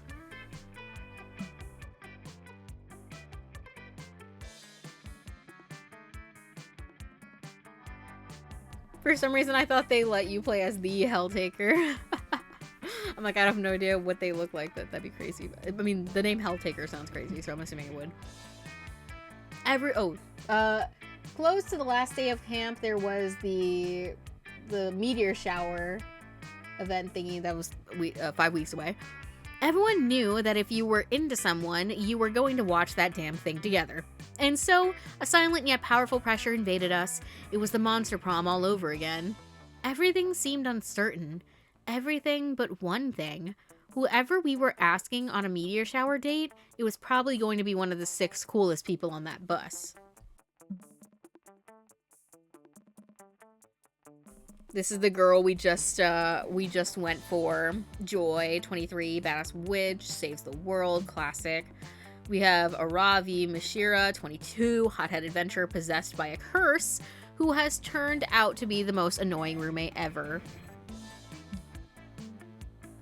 Calculester, computer library, a library computer who has become a sentient robot ready to experience life to its fullest. Dahlia, 20, a buff blue demon, and warmonger who has set her sights on conquering summer next. Damien is back again, a fearless demon with a taste for destruction and a love of fire. And Milo, 23, potentially, a death reaper doubling as an internet influencer who is profoundly in love with life and its earthly pleasures. The bus trip was long and all of summer could be shaped by the first step well taken. And so it was clear. It all came down to breaking the ice and causing a good impression with the right person. Which of these would be your favorite TV show, guys? What are we picking? Don't pick anything that sounds like it's gonna lead us to joy.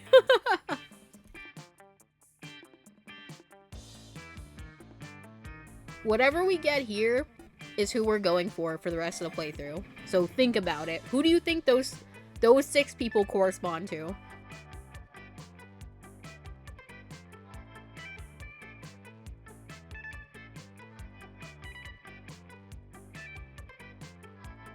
Fantasy adventure series and or anime. Okay, you said fantasy adventure. We'll do that first.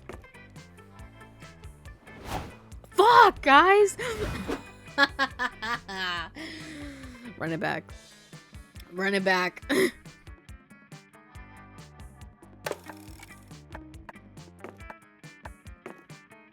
I know that we can technically pivot, but I'm not trying to be off to a bad start, bro. I can't do it.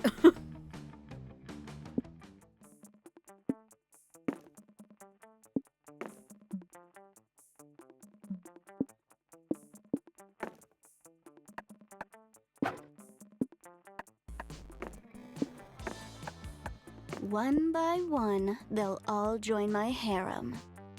Okay, what are we picking? Let's do a Sleeping Beauty bag. Let's do, classic, you know, flashlight. Gotta have. And you know, I need a McGriffin EPBBBB. Okay? Epic, let's go. Let's go.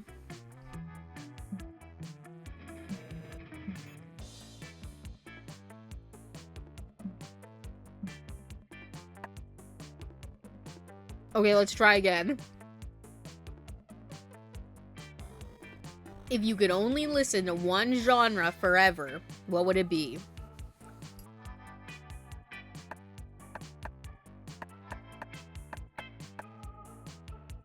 Metal.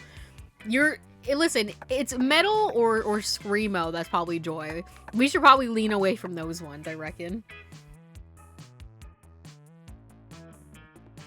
Unless metal is going to be actually metal, and then I think maybe it could be Compulester.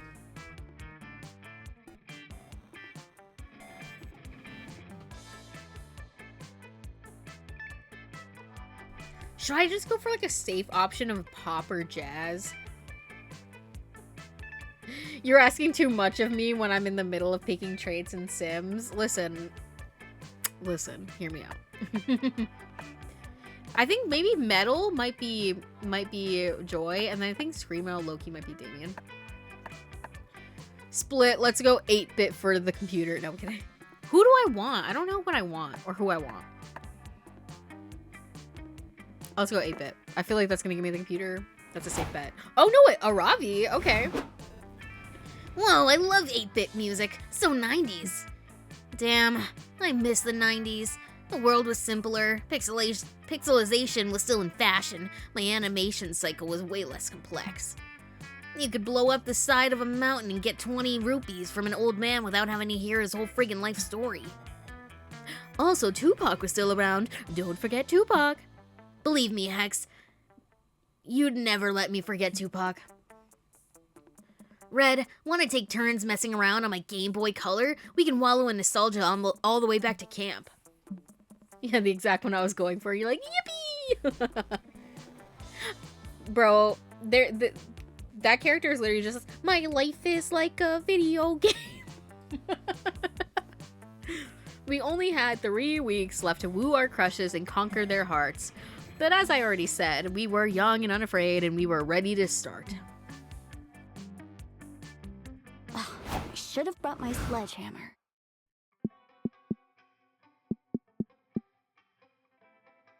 I reckon I'm just gonna go down the list. Oh, look at me.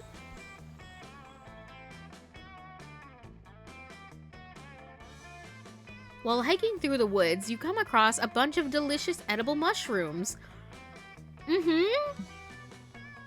Well, you think they're edible anyway. I mean, you ate them. On a completely unrelated note, you also meet an ancient, all-powerful god who's timelessly intelligent, and also really into vaporwave for some reason. Fair enough. You gain +2 smarts from your dope conversation with the vaporwave god.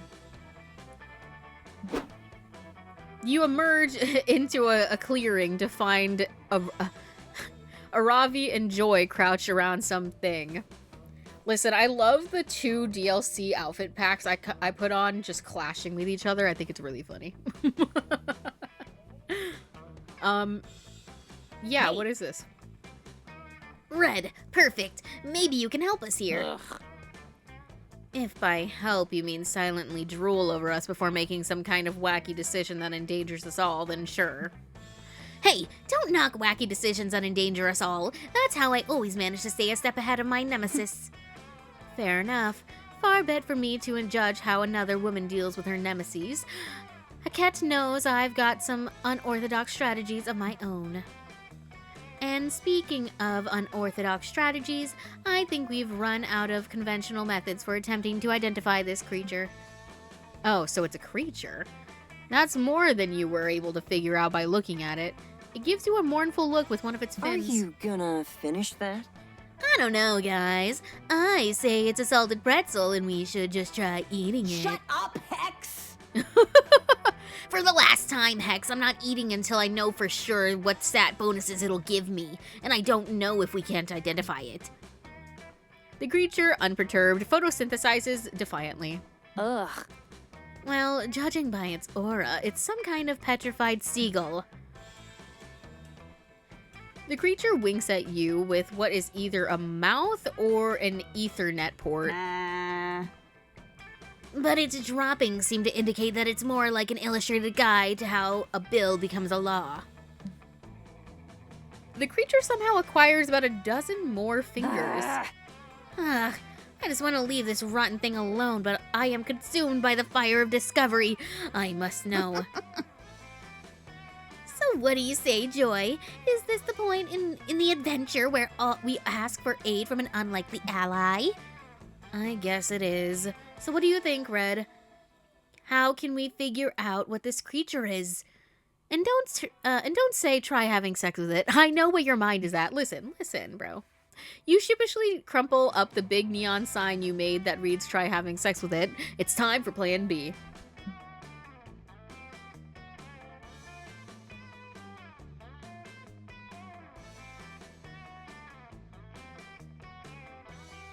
Look up its call using Shazam, or when in doubt, it's a bear.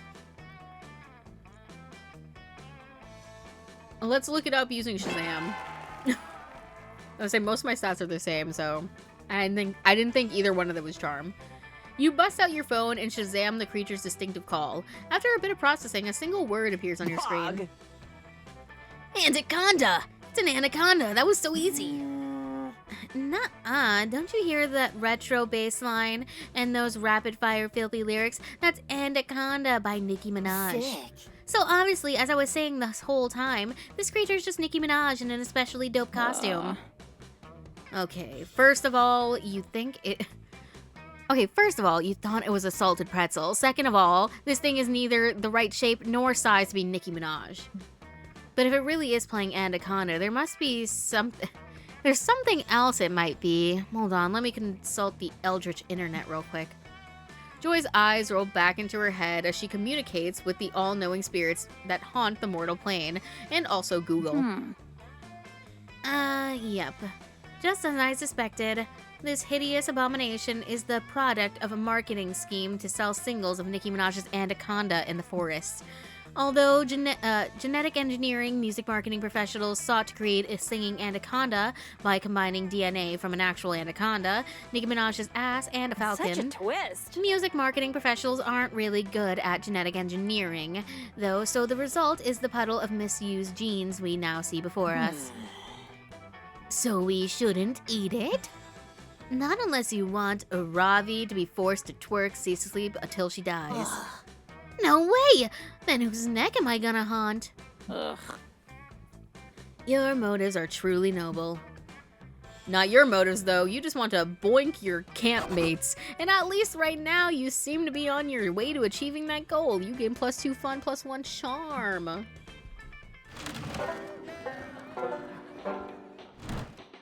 This time, I'll get it right.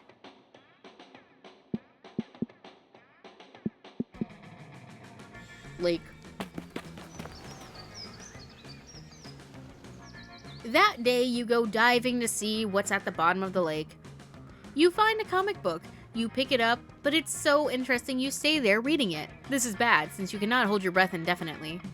You rush to the surface. Before getting there, you drown a little and take some... and some lake water gets into your mouth. Gross. A twerking Arabi? That sounds like a fun idea.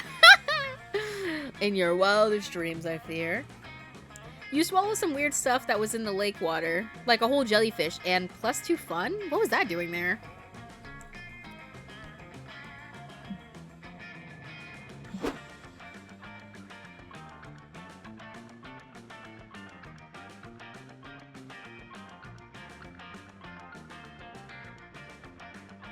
I have no idea what fucking pack this is from. This is the problem of putting every single pack on at once. Whenever I do see an outfit, I'm like, what is this? You see Joy trying to do something normal on the beach, so you head over to try to ruin it with sexy. As you're about to strike your most erotic pose, Aravi stomps over and steals your thunder. I need to go grind some more XP. Why are you wearing a suit of armor? Where is this one from? Joy, enchant my armor. I'm going into the lake. Okay, no, this is just your normal outfit. Never mind. I need a break. Unless, you mean you're normally wearing? I don't even know. Unless she's normally wearing armor. I can't remember now. In armor? I know I shouldn't ask, but why? For violence reasons. This stupid lake monster called me short the other day and I was too low level to crush him like he deserved. Take that, noob. Then I found this armor of crushing 10. No, maybe this is right. That dumb, wet dinkhole won't know what hit him, but it won't be me. But it will be me. I'll hit him. The only thing that's going to hit him if you wear that armor is a stunned sense of relief as you plummet to the bottom and drown. It's way too heavy. Wow, Joy, commenting on my armor's weight. I thought you were better than that. I came here to be enchanted, not body shamed. Hex, come on, help me out here. Chillax. You think she listens to me? That's cute. Anyway, it's fine. I have some friends I've been meaning to visit in hell. Bye, loser. Don't talk about me like I'm not here, you two. I'll show you both. I'm going into the lake and stabbing that lake monster. Wait, at least let me enchant the armor to weigh a little less. It'll keep you from drowning. Okay, no, that was canon that she was supposed to be wearing that specific armor. Oh boy. Hey, lifeguards, over here. Whoa, hey, chill out. What's up? Are you a goop monster? Are you Charlie Slime School Goopy? Aravi is drowning in the middle of the lake. Didn't you see her from the lifeguard tower? The colors. Oh, we put blackout curtains on the windows in there.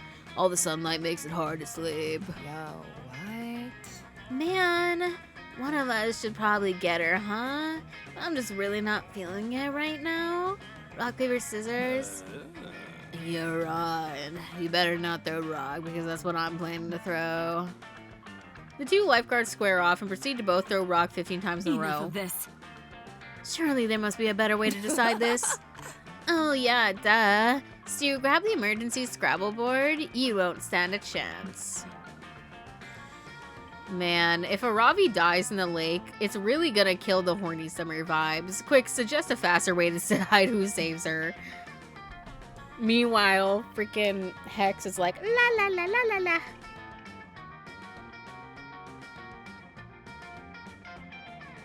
Compose an insightful online quiz that determines who's best suited to save Aravi. Propose a competition to see who can save Aravi the fastest. Loser has to save Aravi. I feel like this top one is probably either creativity or smarts. And then the last one... fun, maybe?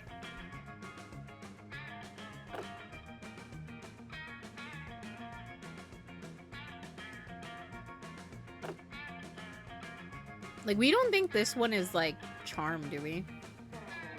Bottom looks bold. In top smart? Yeah, I mean, it is a quiz, so I feel like smart makes sense. But if the bottom is bold, then that means it's just a 50-50 between the two. So, if there is any chance the bottom one is something else that's not smart, or, like, this one is not smarts, I don't know. I'm gonna make this one. It's fun!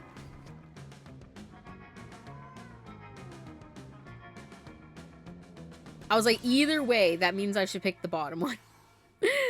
Dude, that's awesome. They never let us do competitions like that in the lifeguard school. Yeah, mostly because we never went to lifeguard school. I'm not even sure lifeguard school is a real thing. Stu on duty. Which means there's nobody to tell us not to do this. Let's go, dude. The two of them dive into the water and speed towards Ravi. Soon she's back ashore. Cannot say you're in good hands, but at least you're in hands? Period. Wait, if he's a gargoyle, how does bro not sink? Okay. I'm not gonna question it. And how does she not dissolve? Anyways. More things I shouldn't be asking. Also, is her hair made out of trash? Anyways, moving on. Haha, I win. That was awesome. I should be a lifeguard. I'm totally not drowning. That was not awesome, and I did not need saving. I was only drowning to lure my opponent into a false sense of security. Hey, Stu. Ain't no fair. I forgot what we were doing halfway through and stopped swimming. Rules are rules, dude. You lost. You gotta do the thing. Weak.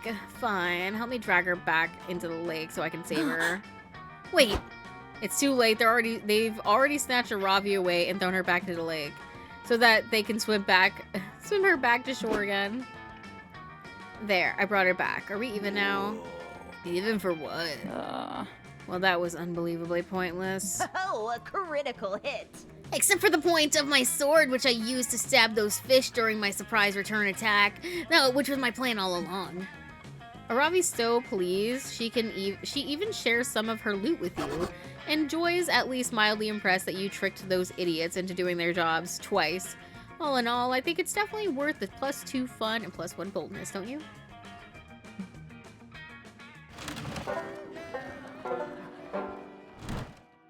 The time has come. And I gotta so step have out for the night. I'm gonna miss you, Aravi. No, it's okay. Thank you for stopping by, Black Blue.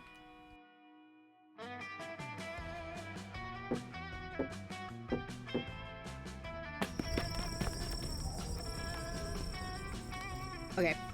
Later, you're chilling by the fire when you hear a terrifying blood-curdling, yet also slightly adorable sound. Dahlia and Aravi's hysterical giggling. Sup, loser? Oh, wait, I love her cat outfit. I don't know what the fuck that is.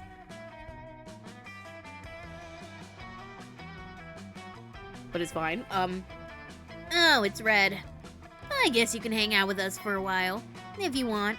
We're just finishing up our weekly girl talk session. Girls' night! Yeah. Girl talk rules. And Aravi and I have so much to talk about. The next topic on our girl talk agenda is healthy eating habits. Yeah. Yeah, good topic. Usually I have a small breakfast, but I think the most important meal of the day is the one you consume right before the dungeon mini-boss fight. Real. And obviously, you should only be eating top-notch ingredients. If you start consuming B-tier meals, you'll miss out on a lot of potential stat buffs. Cool Ranch Doritos. Psh, you're the one missing out, Aravi. Who cares if Doritos are D-tier items that technically lower your offense stats? They're cheesy mouth explosions. It's worth it. Ha!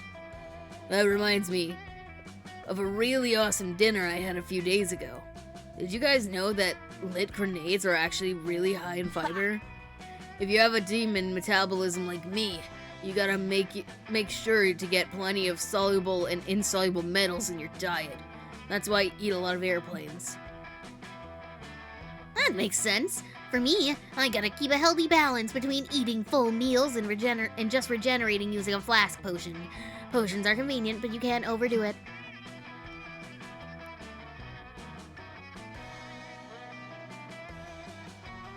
For real. It's like me and my battle wine. I love to have 2 or 3 casks after a victory, but if I drink too many, I'll be slightly less bright blue the next day. Nah. Dahlia, what do you think about the whole 30 thing? Whole 30? You know, the one where you're supposed to kill a whole 30 enemies every day for exercise. Aww. I get why people do it, but it takes a bit of the fun out of murdering if you've gotta do all that enemy counting all the time.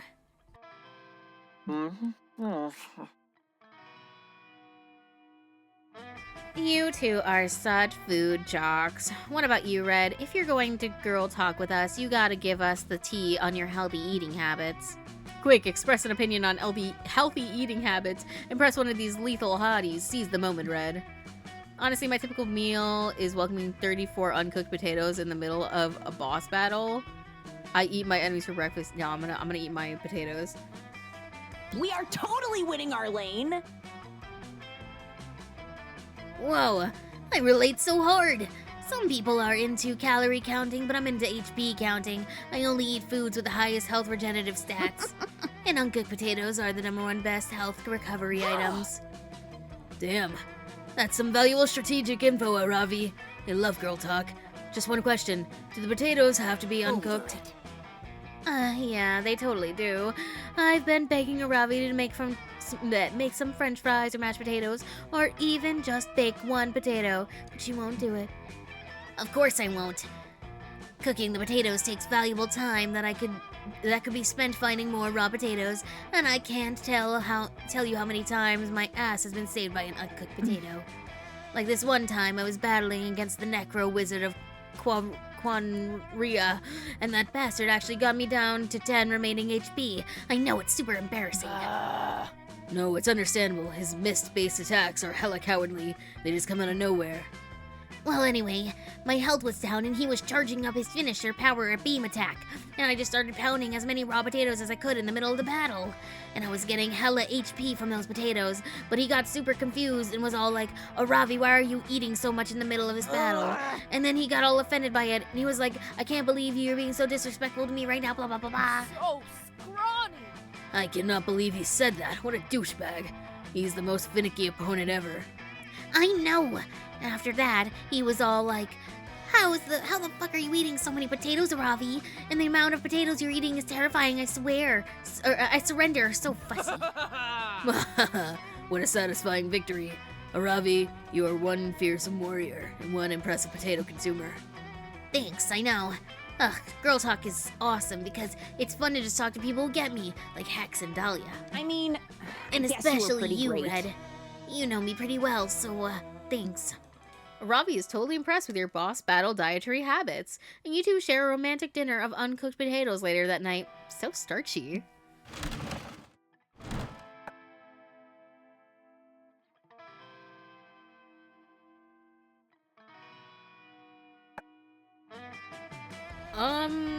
I'll take a gamble. Welcome. You're new here? Don't fret, let me explain how this works. I'll prepare you a drink, the drink of the day. You may choose to drink that one, but if you're not interested, you're lucky. There's a mystery box with a second option.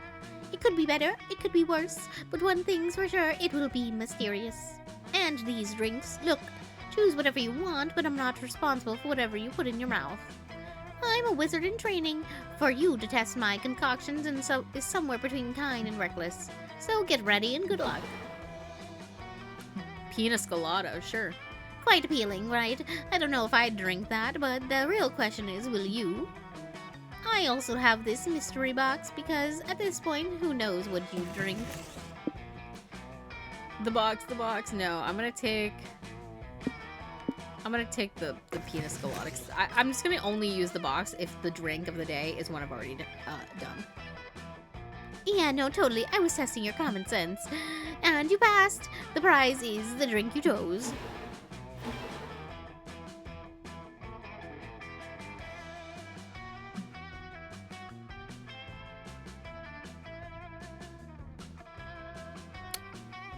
The pina colada is a concoction that will shake the inside of your own skull.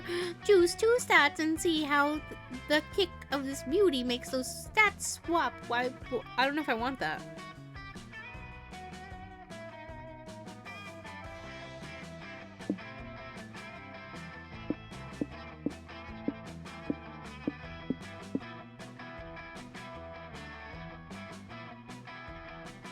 It actually matches her so well. Oh, the drink.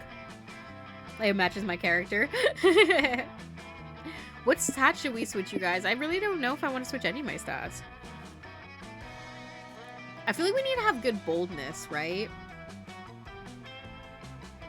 Because we're going after a Ravi, who is this, like, person who's very focused on stats and fighting and stuff like that. So it's like, what do we think for that?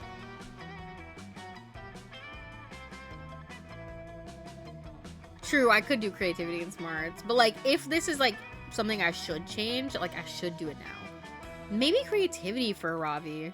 Creativity and boldness, maybe?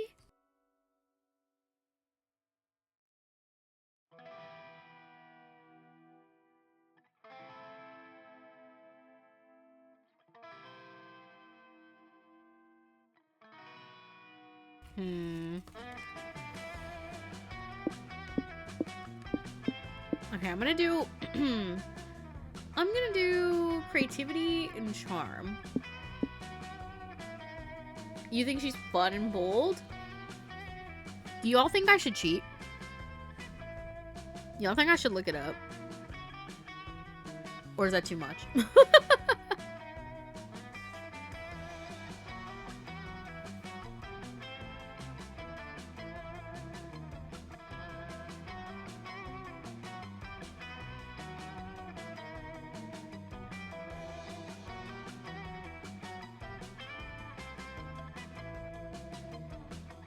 I've never said no to cheating before. Period. Let me look. Let me just have a little quick look. Ravi.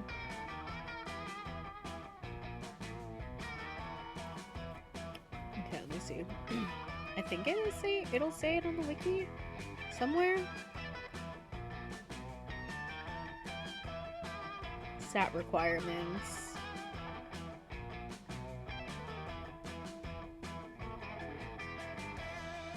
Exact numbers are not known, but this implies that a Ravi requires the player to have a balanced set of stats, with all of them high to some degree. Fuck! So it really don't even matter.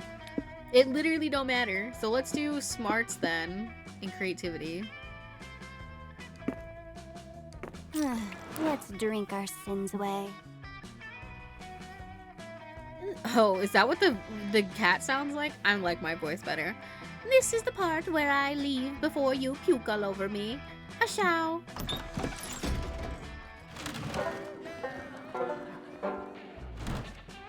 Let's do it by the book. Basically, we gotta start leveling our shit up for real.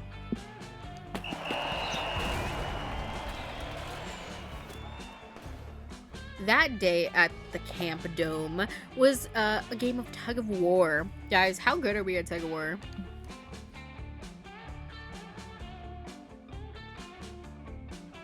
You see, tug of war is a harder game than it seems. It involves a lot of strategy, and there's a secret technique not everyone knows. It's you need to be strong.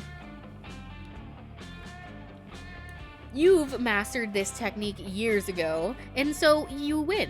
The audience is cheering and roaring in joy, while you salute them victorious.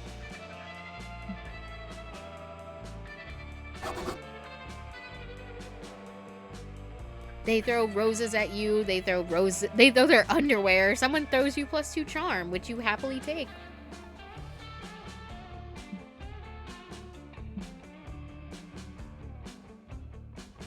Okay, but like, what about, I need to get my bold creativity and smarts up, please. Later, you see Ravi and Delilah. Sorry, I keep saying Delilah, it's Dahlia, you fuck. Me at me used to a bitch. Hold on, let me take a drink.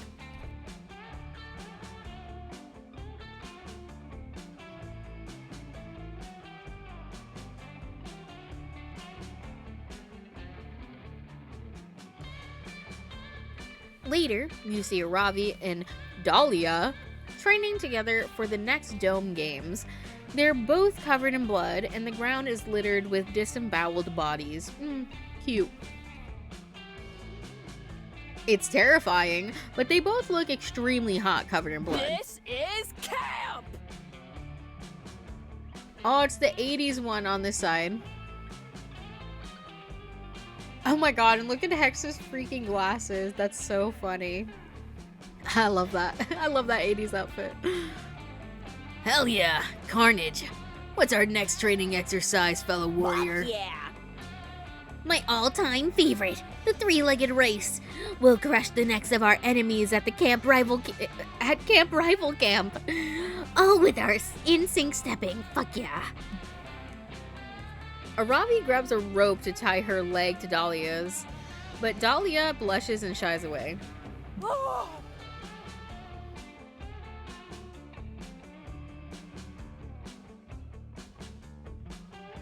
Oh, wow.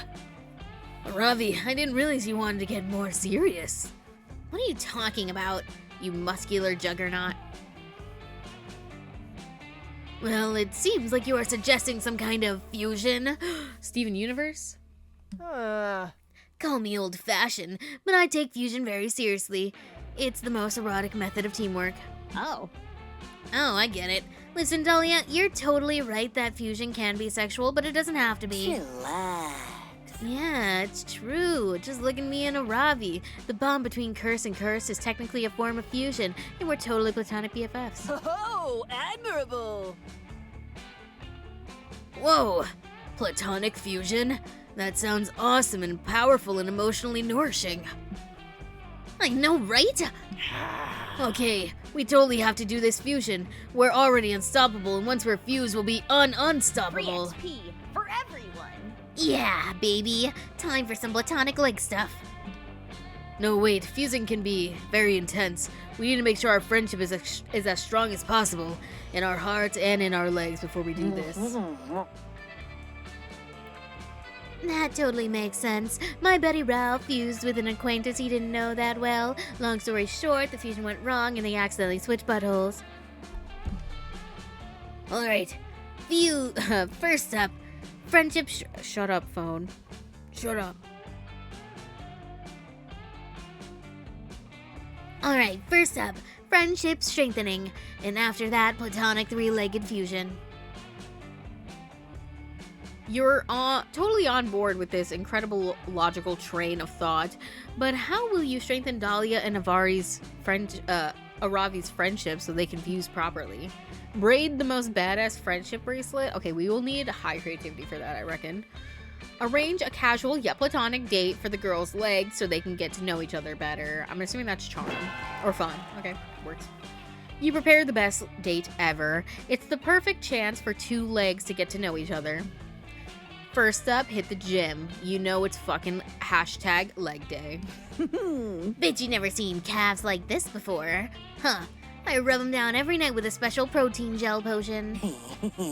Meanwhile, I dedicate every leg day to imagining what it would be like to have legs. Oh, admirable! Impressive. Now watch me rip this phone book in half using only my thighs. This movie is great for exercise, and it can also be used during lovemaking. I don't know if I said movies, but I meant moves.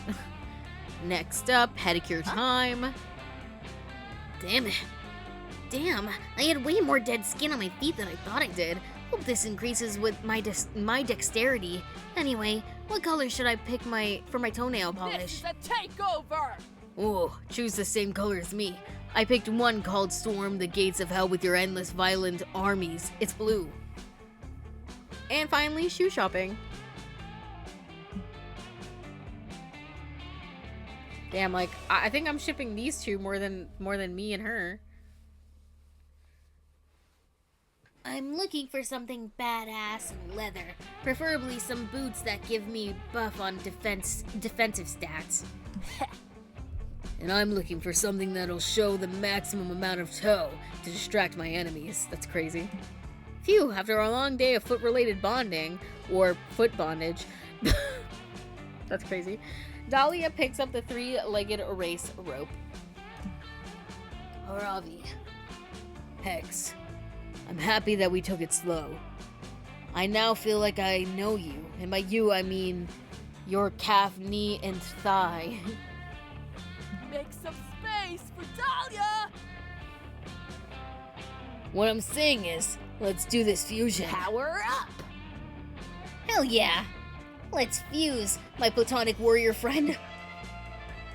Hex, Aravi, Dahlia fuse together into a perfect three-legged race machine. They win the race, stomp camp, rival camp, and they're all super grateful for your help.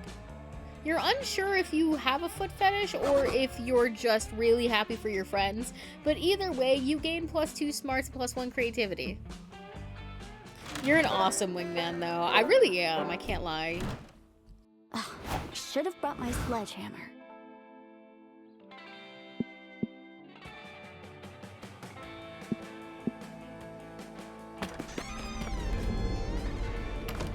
Are we playing strip poker? While you're exploring the haunted manor, you hear a voice calling your name. It comes from under the bed. Two blood-red eyes stare at you from the inky darkness under the bed.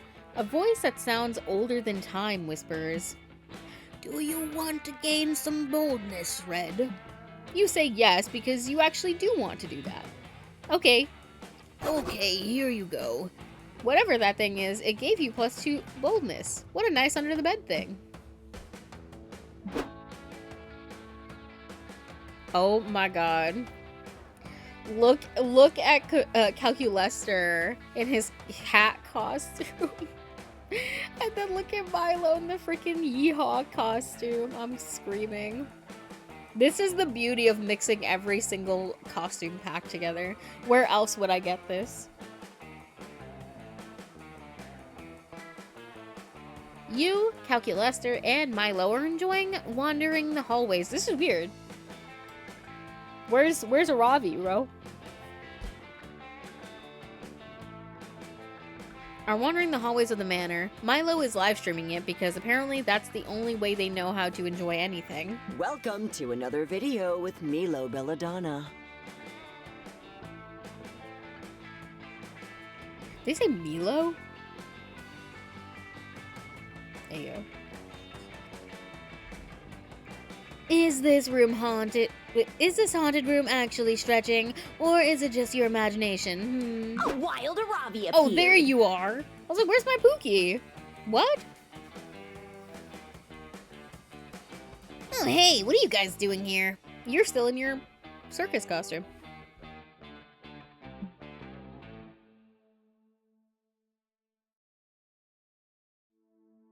Making Disney references. My analytics show that millennials love engaging with nostalgic content because the present is consistently horrifying. How about you?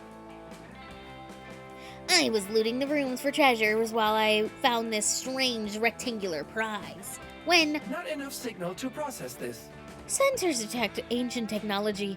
A video home system or VHS. Insert cassette here to see images. Calculester points to a VHS player located distressingly close to his crotch region. For once, you decide not to be a creep and elect to put the tape in a nearby 90s TV instead. Dude, it's the wheelie TV that the teachers would bring out. Hold on.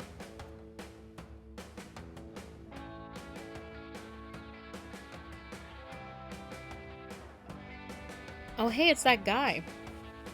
From the ending credits. Greetings, customers and curse enthusiasts. Thank you for tuning into Pozo's Pizza's newest, fastest, freshest guerrilla marketing campaign. We've seen how much our focus groups like this newfangled internet, and we're no strangers to the young, hip new fads. Get ready to pizza party like it's 1999. Enjoy Pozo's Pizza today. And remember, if you don't tip, I will be back in 7 days to murder you. Oh, you sound like Raven. Okay, my fault.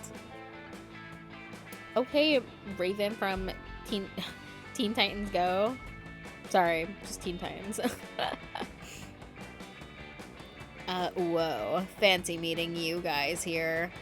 Did someone order a pizza or something? #fail. Absolutely not. Moreover, now my livestream is bound to get stricken down for all the copyrighted music you used for that shoddy commercial. I can't believe I'm going to lose perfectly good clout to NSYNC of all people. I'm not paid enough for this. Hey, don't get mad at me, dudes. Pozo's hasn't used this whole cursed with spam marketing stunt since 2005. If you hadn't played the dumb tape, I'd be home right now. Oh dear. Oh gosh. Oh no. My apologies.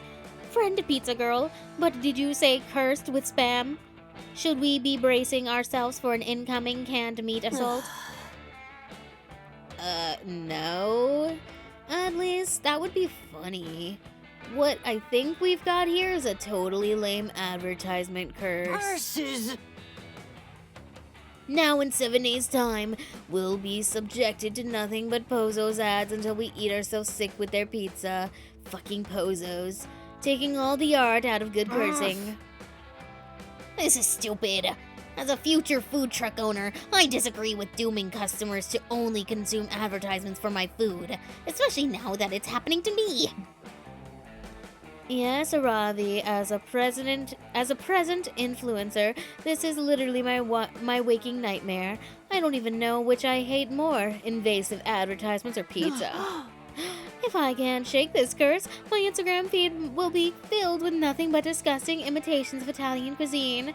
My reputation will be in shambles. I think I'm going to... Oh my god.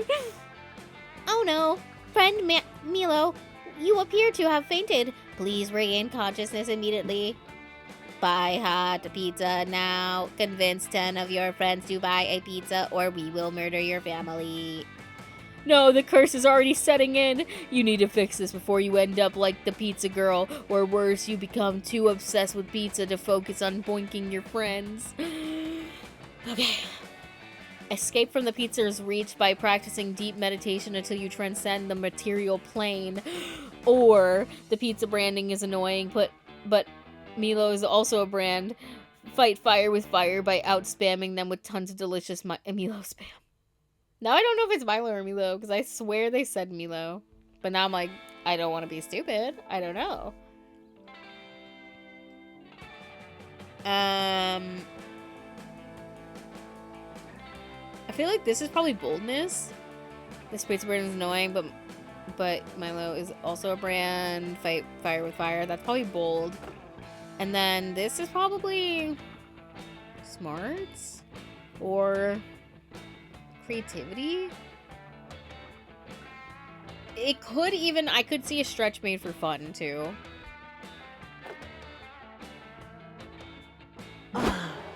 Fuck.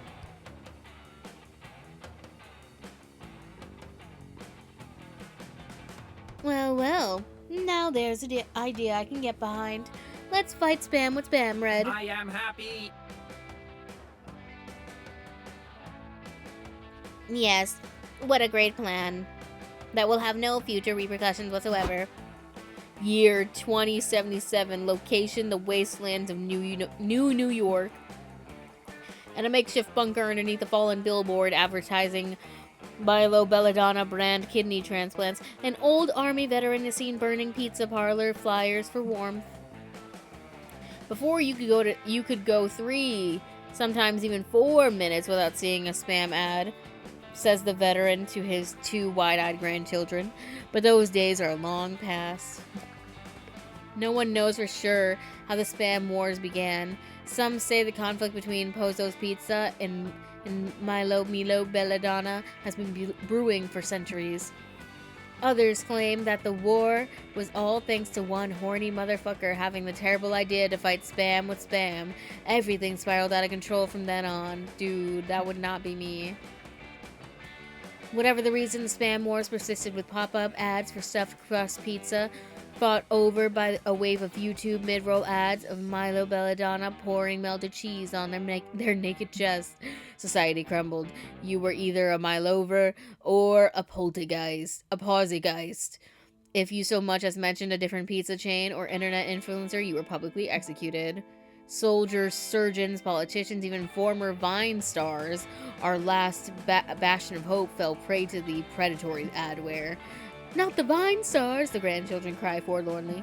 Yes, even them. I'm telling you this because this is what those dark times have brought us. Nothing but pain, ruin, and disgusting ass pizza nobody even wanted to eat. You children cannot make the same mistake as my elders did. Whatever you do, no matter how horny you are, never fight spam with spam. You would be better off dead. Oh shit, it turns out your plan did have future repercussions. Damn, you hate it when that happens. But hey, hindsight 2020, except for the fact that none of this has happened yet, so actually you're powerless to stop it for now. Oops. 50 years from now, society will be in ruins, and also, no one is going to want to follow Milo on Instagram. You really fucked this one up, huh? You lose -2 smarts, -1 charm, which we had just gotten. Cry.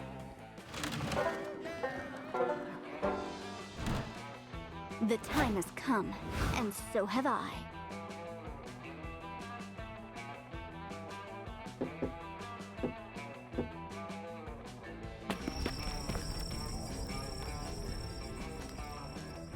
Later, you're craving a healthy dose of attention from your peers. Oh my god, my smarts is so low. This is fucked. We're never gonna get a Ravi with these stats, bro. When you spot Dahlia and a Ravi by the campfire, So overpowered! I feel like if you're playing the short game, you're kind of like not playing it to get a date ending. I feel like you're just getting it just to see scenes, because like I feel like you can't get enough done. But maybe I'm just ass, which entirely possible. So once I ripped his biceps off, he pretty much knew I'd won, but he still agreed when I asked him to get a quick makeout before I delivered the mortal blow. So awesome. Here for it. Oh my god. Dahlia, you boss blue babe, you are so bad. Looks like Dahlia, Aravi, and Hex are conducting one of their classic girl talk sessions. You butt in, as usual.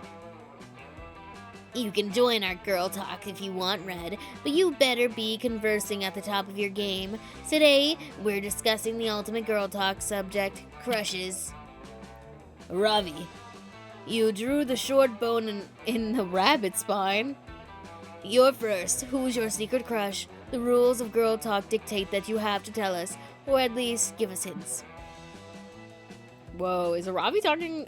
Is Aravi about to admit that she has emotion? I am shocked. And that emotion is romantic in nature? And she feels that towards another person and not a battle axe? Come on, you guys. Do I really have to say it?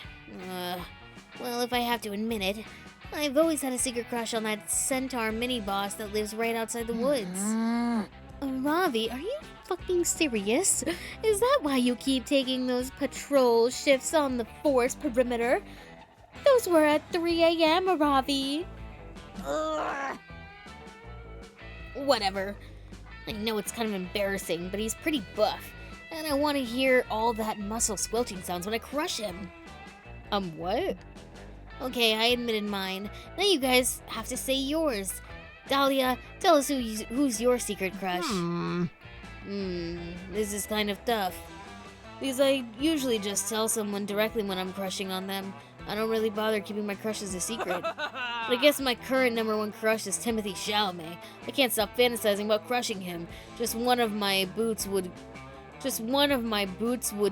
crush all of his bones. We're meant to be. Dear God, by crushes, Dahlia and Aravi literally meant people they want to crush.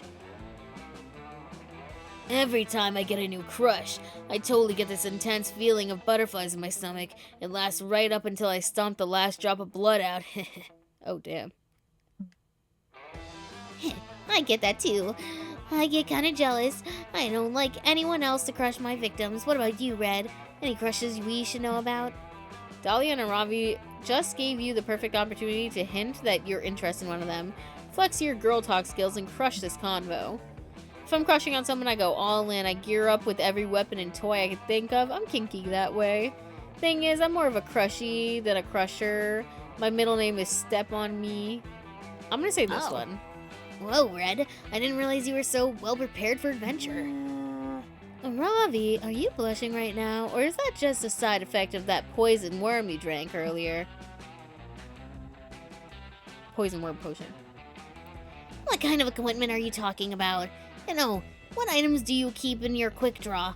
Anything, really, really dangerous? You start by describing all the raw materials in your inventory, including your gold and your iridium ores. Then you slowly talk her through your ranged weapons. Wow. When did you get so much inventory space? I could fit a merchant town in your pockets, Red. Finally, you show Aravi the first item in your quick draw, your magic wand. Its core is made of mistletoe and ancient whale grease. It's got a +6 buff to your spellcasting. And best of all, it's made out of body-safe silicone. Damn.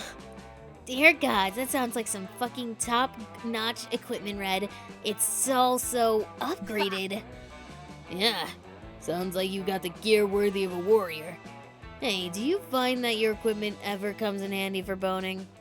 Happens to me all the time. What? Dahlia! Come on! It's not like any of us were thinking about the lewd uses for that wand. Like, for example, how good it would feel if you used it with some climbing rope. Anyway, we should change the subject. Y'all finish up the girl talk by debating which of Timothy Chalamet's bones would be the most fun to crush.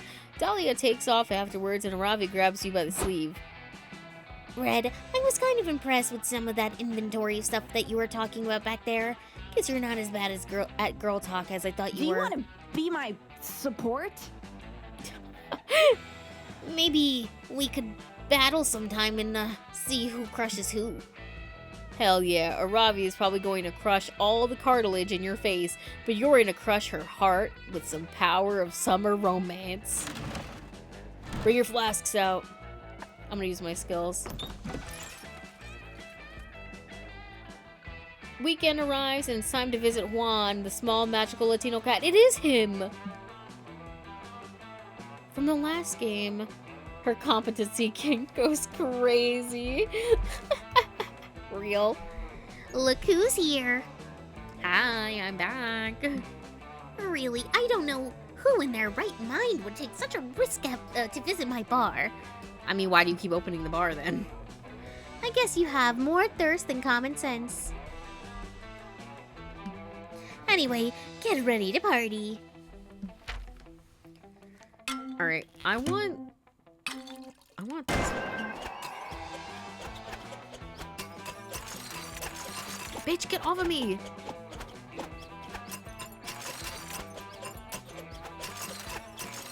Oh my god, bro. Yeah!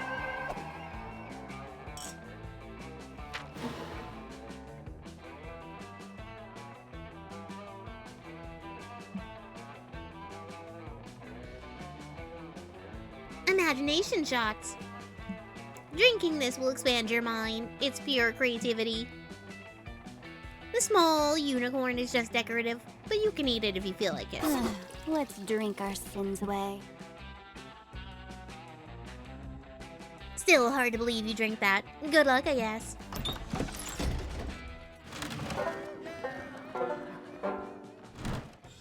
This time, I'll get it right. I really need to get my smarts up, actually really bad. While hiking through the woods, you're approached by an NPC who has a quest for you. You can tell she's an NPC because she only says the same 4 things over and over and keeps doing the same idle animation. The NPC's quest is to deliver a very important scroll to her father. She makes it extremely clear that no one else is allowed to read it or terrible things will happen. You read it, of course. It turns out it's her father's secret recipe to the perfect peach cobbler. No one wants the recipe to your mom's peach cobbler, bitch. Looks like her dad is never going to make that famed dessert in time for the NPC family potluck, because you eat the recipe scroll and gain +2 smarts.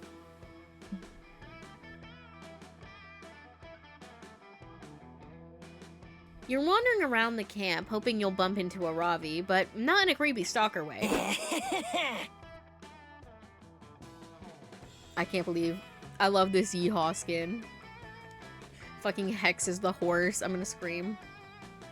Whee! Watch it fly! Yep, watching it. It sure goes into the air, just like all kites. Hey! Hey, Red! Come over here and tell Ravi how cool flying this kite is. You don't know if you want to do that because clearly she doesn't think so, and you're not in the business of contradicting hot people. But just to get more holistic sense of what's going on, you ask Ravi what's going on holistically. Of course. Hold on.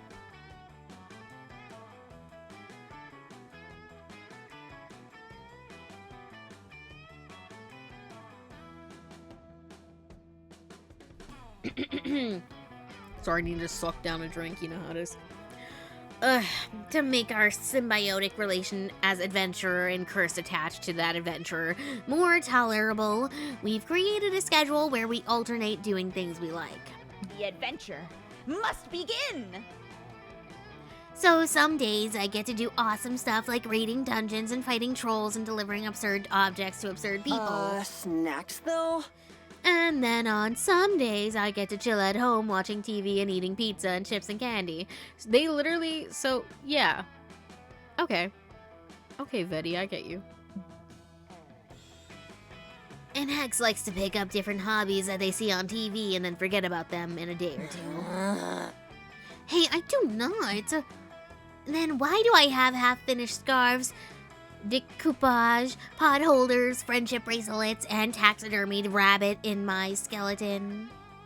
Can we just fucking watch TV? I'm gonna finish all of those. I just haven't had the time yet because of all the junk food eating, TV, and watching, you know. Hex saw kite flying on some dumb TV show and insisted we try it for their activity day. Unbelievable! So here I am, forced to endure the world's most boring hobby of throwing paper and string into the sky before, or else forfeit my next dungeon crawl. Aravi can't pull the plug on Hex's kite flying without some serious consequences, but you can't let Aravi just be bored. That's not how love works. You have the answer. Moods, thank you so much for the raid. Welcome in, everybody. We're at Monster Camp trying to find the love of our monster lives. Let's see. Should we? Aravi loves upgrading all her gear with magic and whatnot. Upgrade the kite by tying some blades to it and see what happens. What? Enter and conquer the scene of hardcore, hyper-competitive kite flying. This sounds either fun or bold. I'm gonna try this one. Yeah! Yes!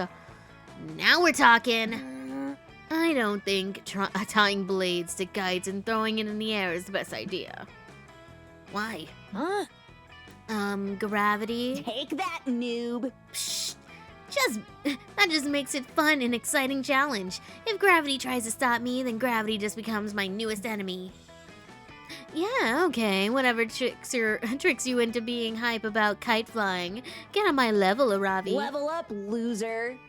Oh, I'm not above going to get... Oh my god, I hate these two. Oh, not only am I going to get on your level, I'm going to fly above your level, and I'm going to do it with knives attached to me. Here for it. Alright, I'm here for it. The two of you take some beautiful craft ribbons, tie some beautiful blades to the beautiful kite, and throw it into the beautiful sky. It immediately falls back down to earth, blades pointing in all directions dangerously. One of them even nicks Aravi's arm. We are totally winning our lane! Sick! Who knew kite flying could be cool and dangerous? Aravi immediately throws the kite back into the air and enjoys the novelty of dodging the blades as it comes crashing back down. This is insane, and I'm going to film it and put it online immediately. Sick. As a curse, I really appreciate how easy Aravi makes my job. She puts herself in crazy amounts of danger and pain without me having to lift a finger. Yeah! Thank you, Hex. It's true, I do that. The video Hex post goes instantly viral, and soon all the cool kids are doing the blade kite challenge. There are tons of rad injuries. Aravi's happy that she's inspiring young adventurers, and Hex is just happy that they get to go fly more kites.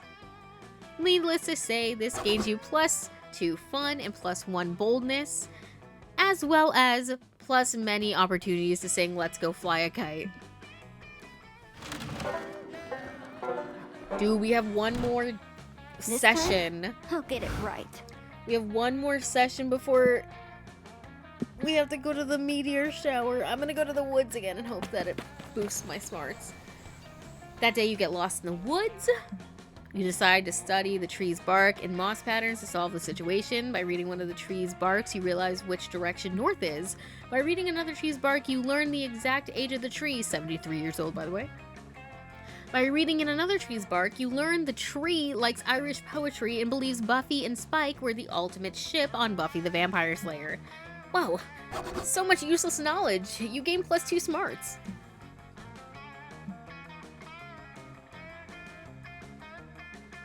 You're living your best camp spooky life when a Ravi settles up to you, looking a little more bashful than usual.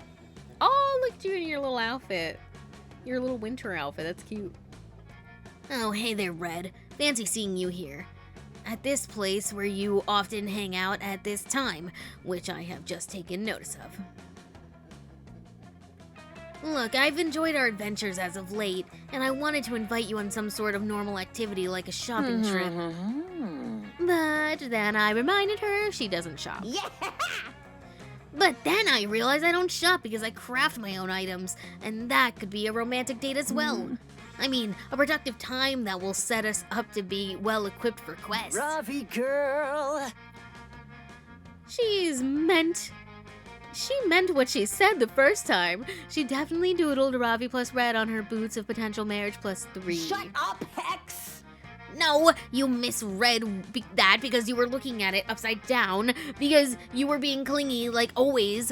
Anyway, shut up. Red, are you in? Hell yeah, you are. Ravi sets up her crafting table and you prepare for some high-quality equipment making. Alright, so, I'll kick us off. I'm going to combine Potion of Silence with Yeti Skin to create a cape of cloaking plus 2. And then I'll use a broom, a feather, and a ring to craft a flying broomstick. Next, I'll put a car on a car to make a limousine.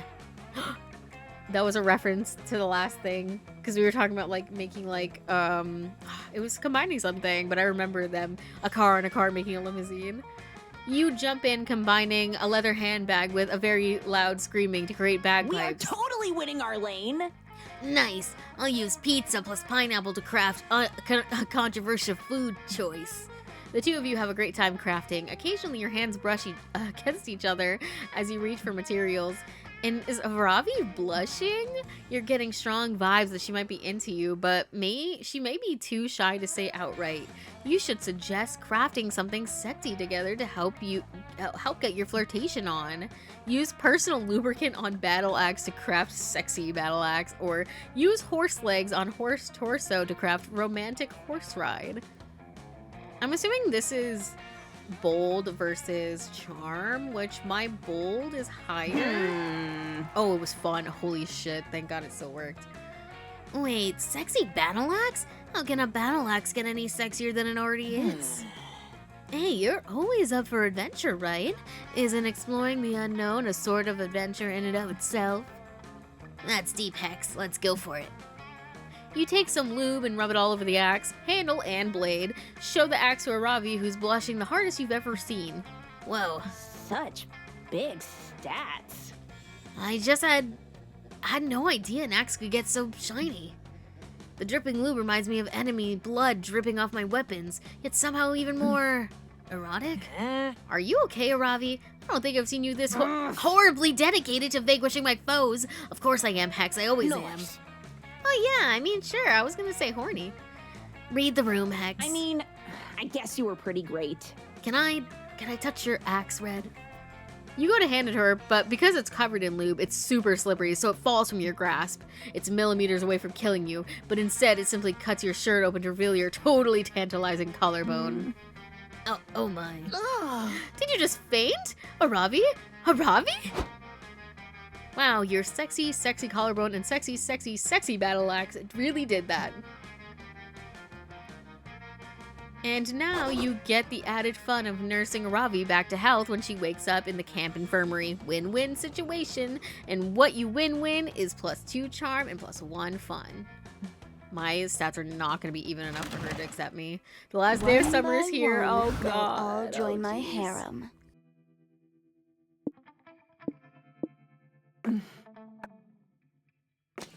One by one, they'll all join my harem. You finally gather the courage. Wait, you want to be my summer fling? OMG! I mean, I guess so, but not because I actually like you or anything. That'd be ridiculous. I mean, if anything, I'm just going to go out with you so I can learn your weakness and plot to kill you. Yeah. Yeah, I'm not emotionally vulnerable. I'm just using this as the perfect cover. It's a date. I'm your DPS, and you're my healer. I mean, I do play healer. You scamp. Oh wait, I didn't see what that achievement was. The last day of camp was awesome. During the meteor shower, Ravi kept listing adventures you two could go on during the fall. It sounded like a lot of stuff that could get you easily killed, but hey, it was implied that she wanted for you to remain in contact for the time being. You told yourself that continuing to see her was going to be the most exciting adventure of them all. Wahoo! Updated wardrobe. You played a game with customized outfits. New season unlocked, I think it said.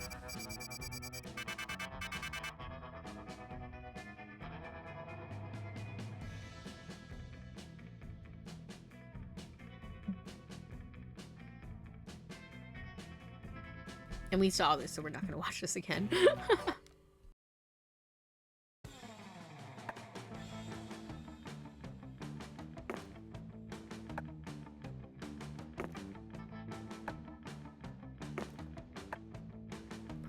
Okay.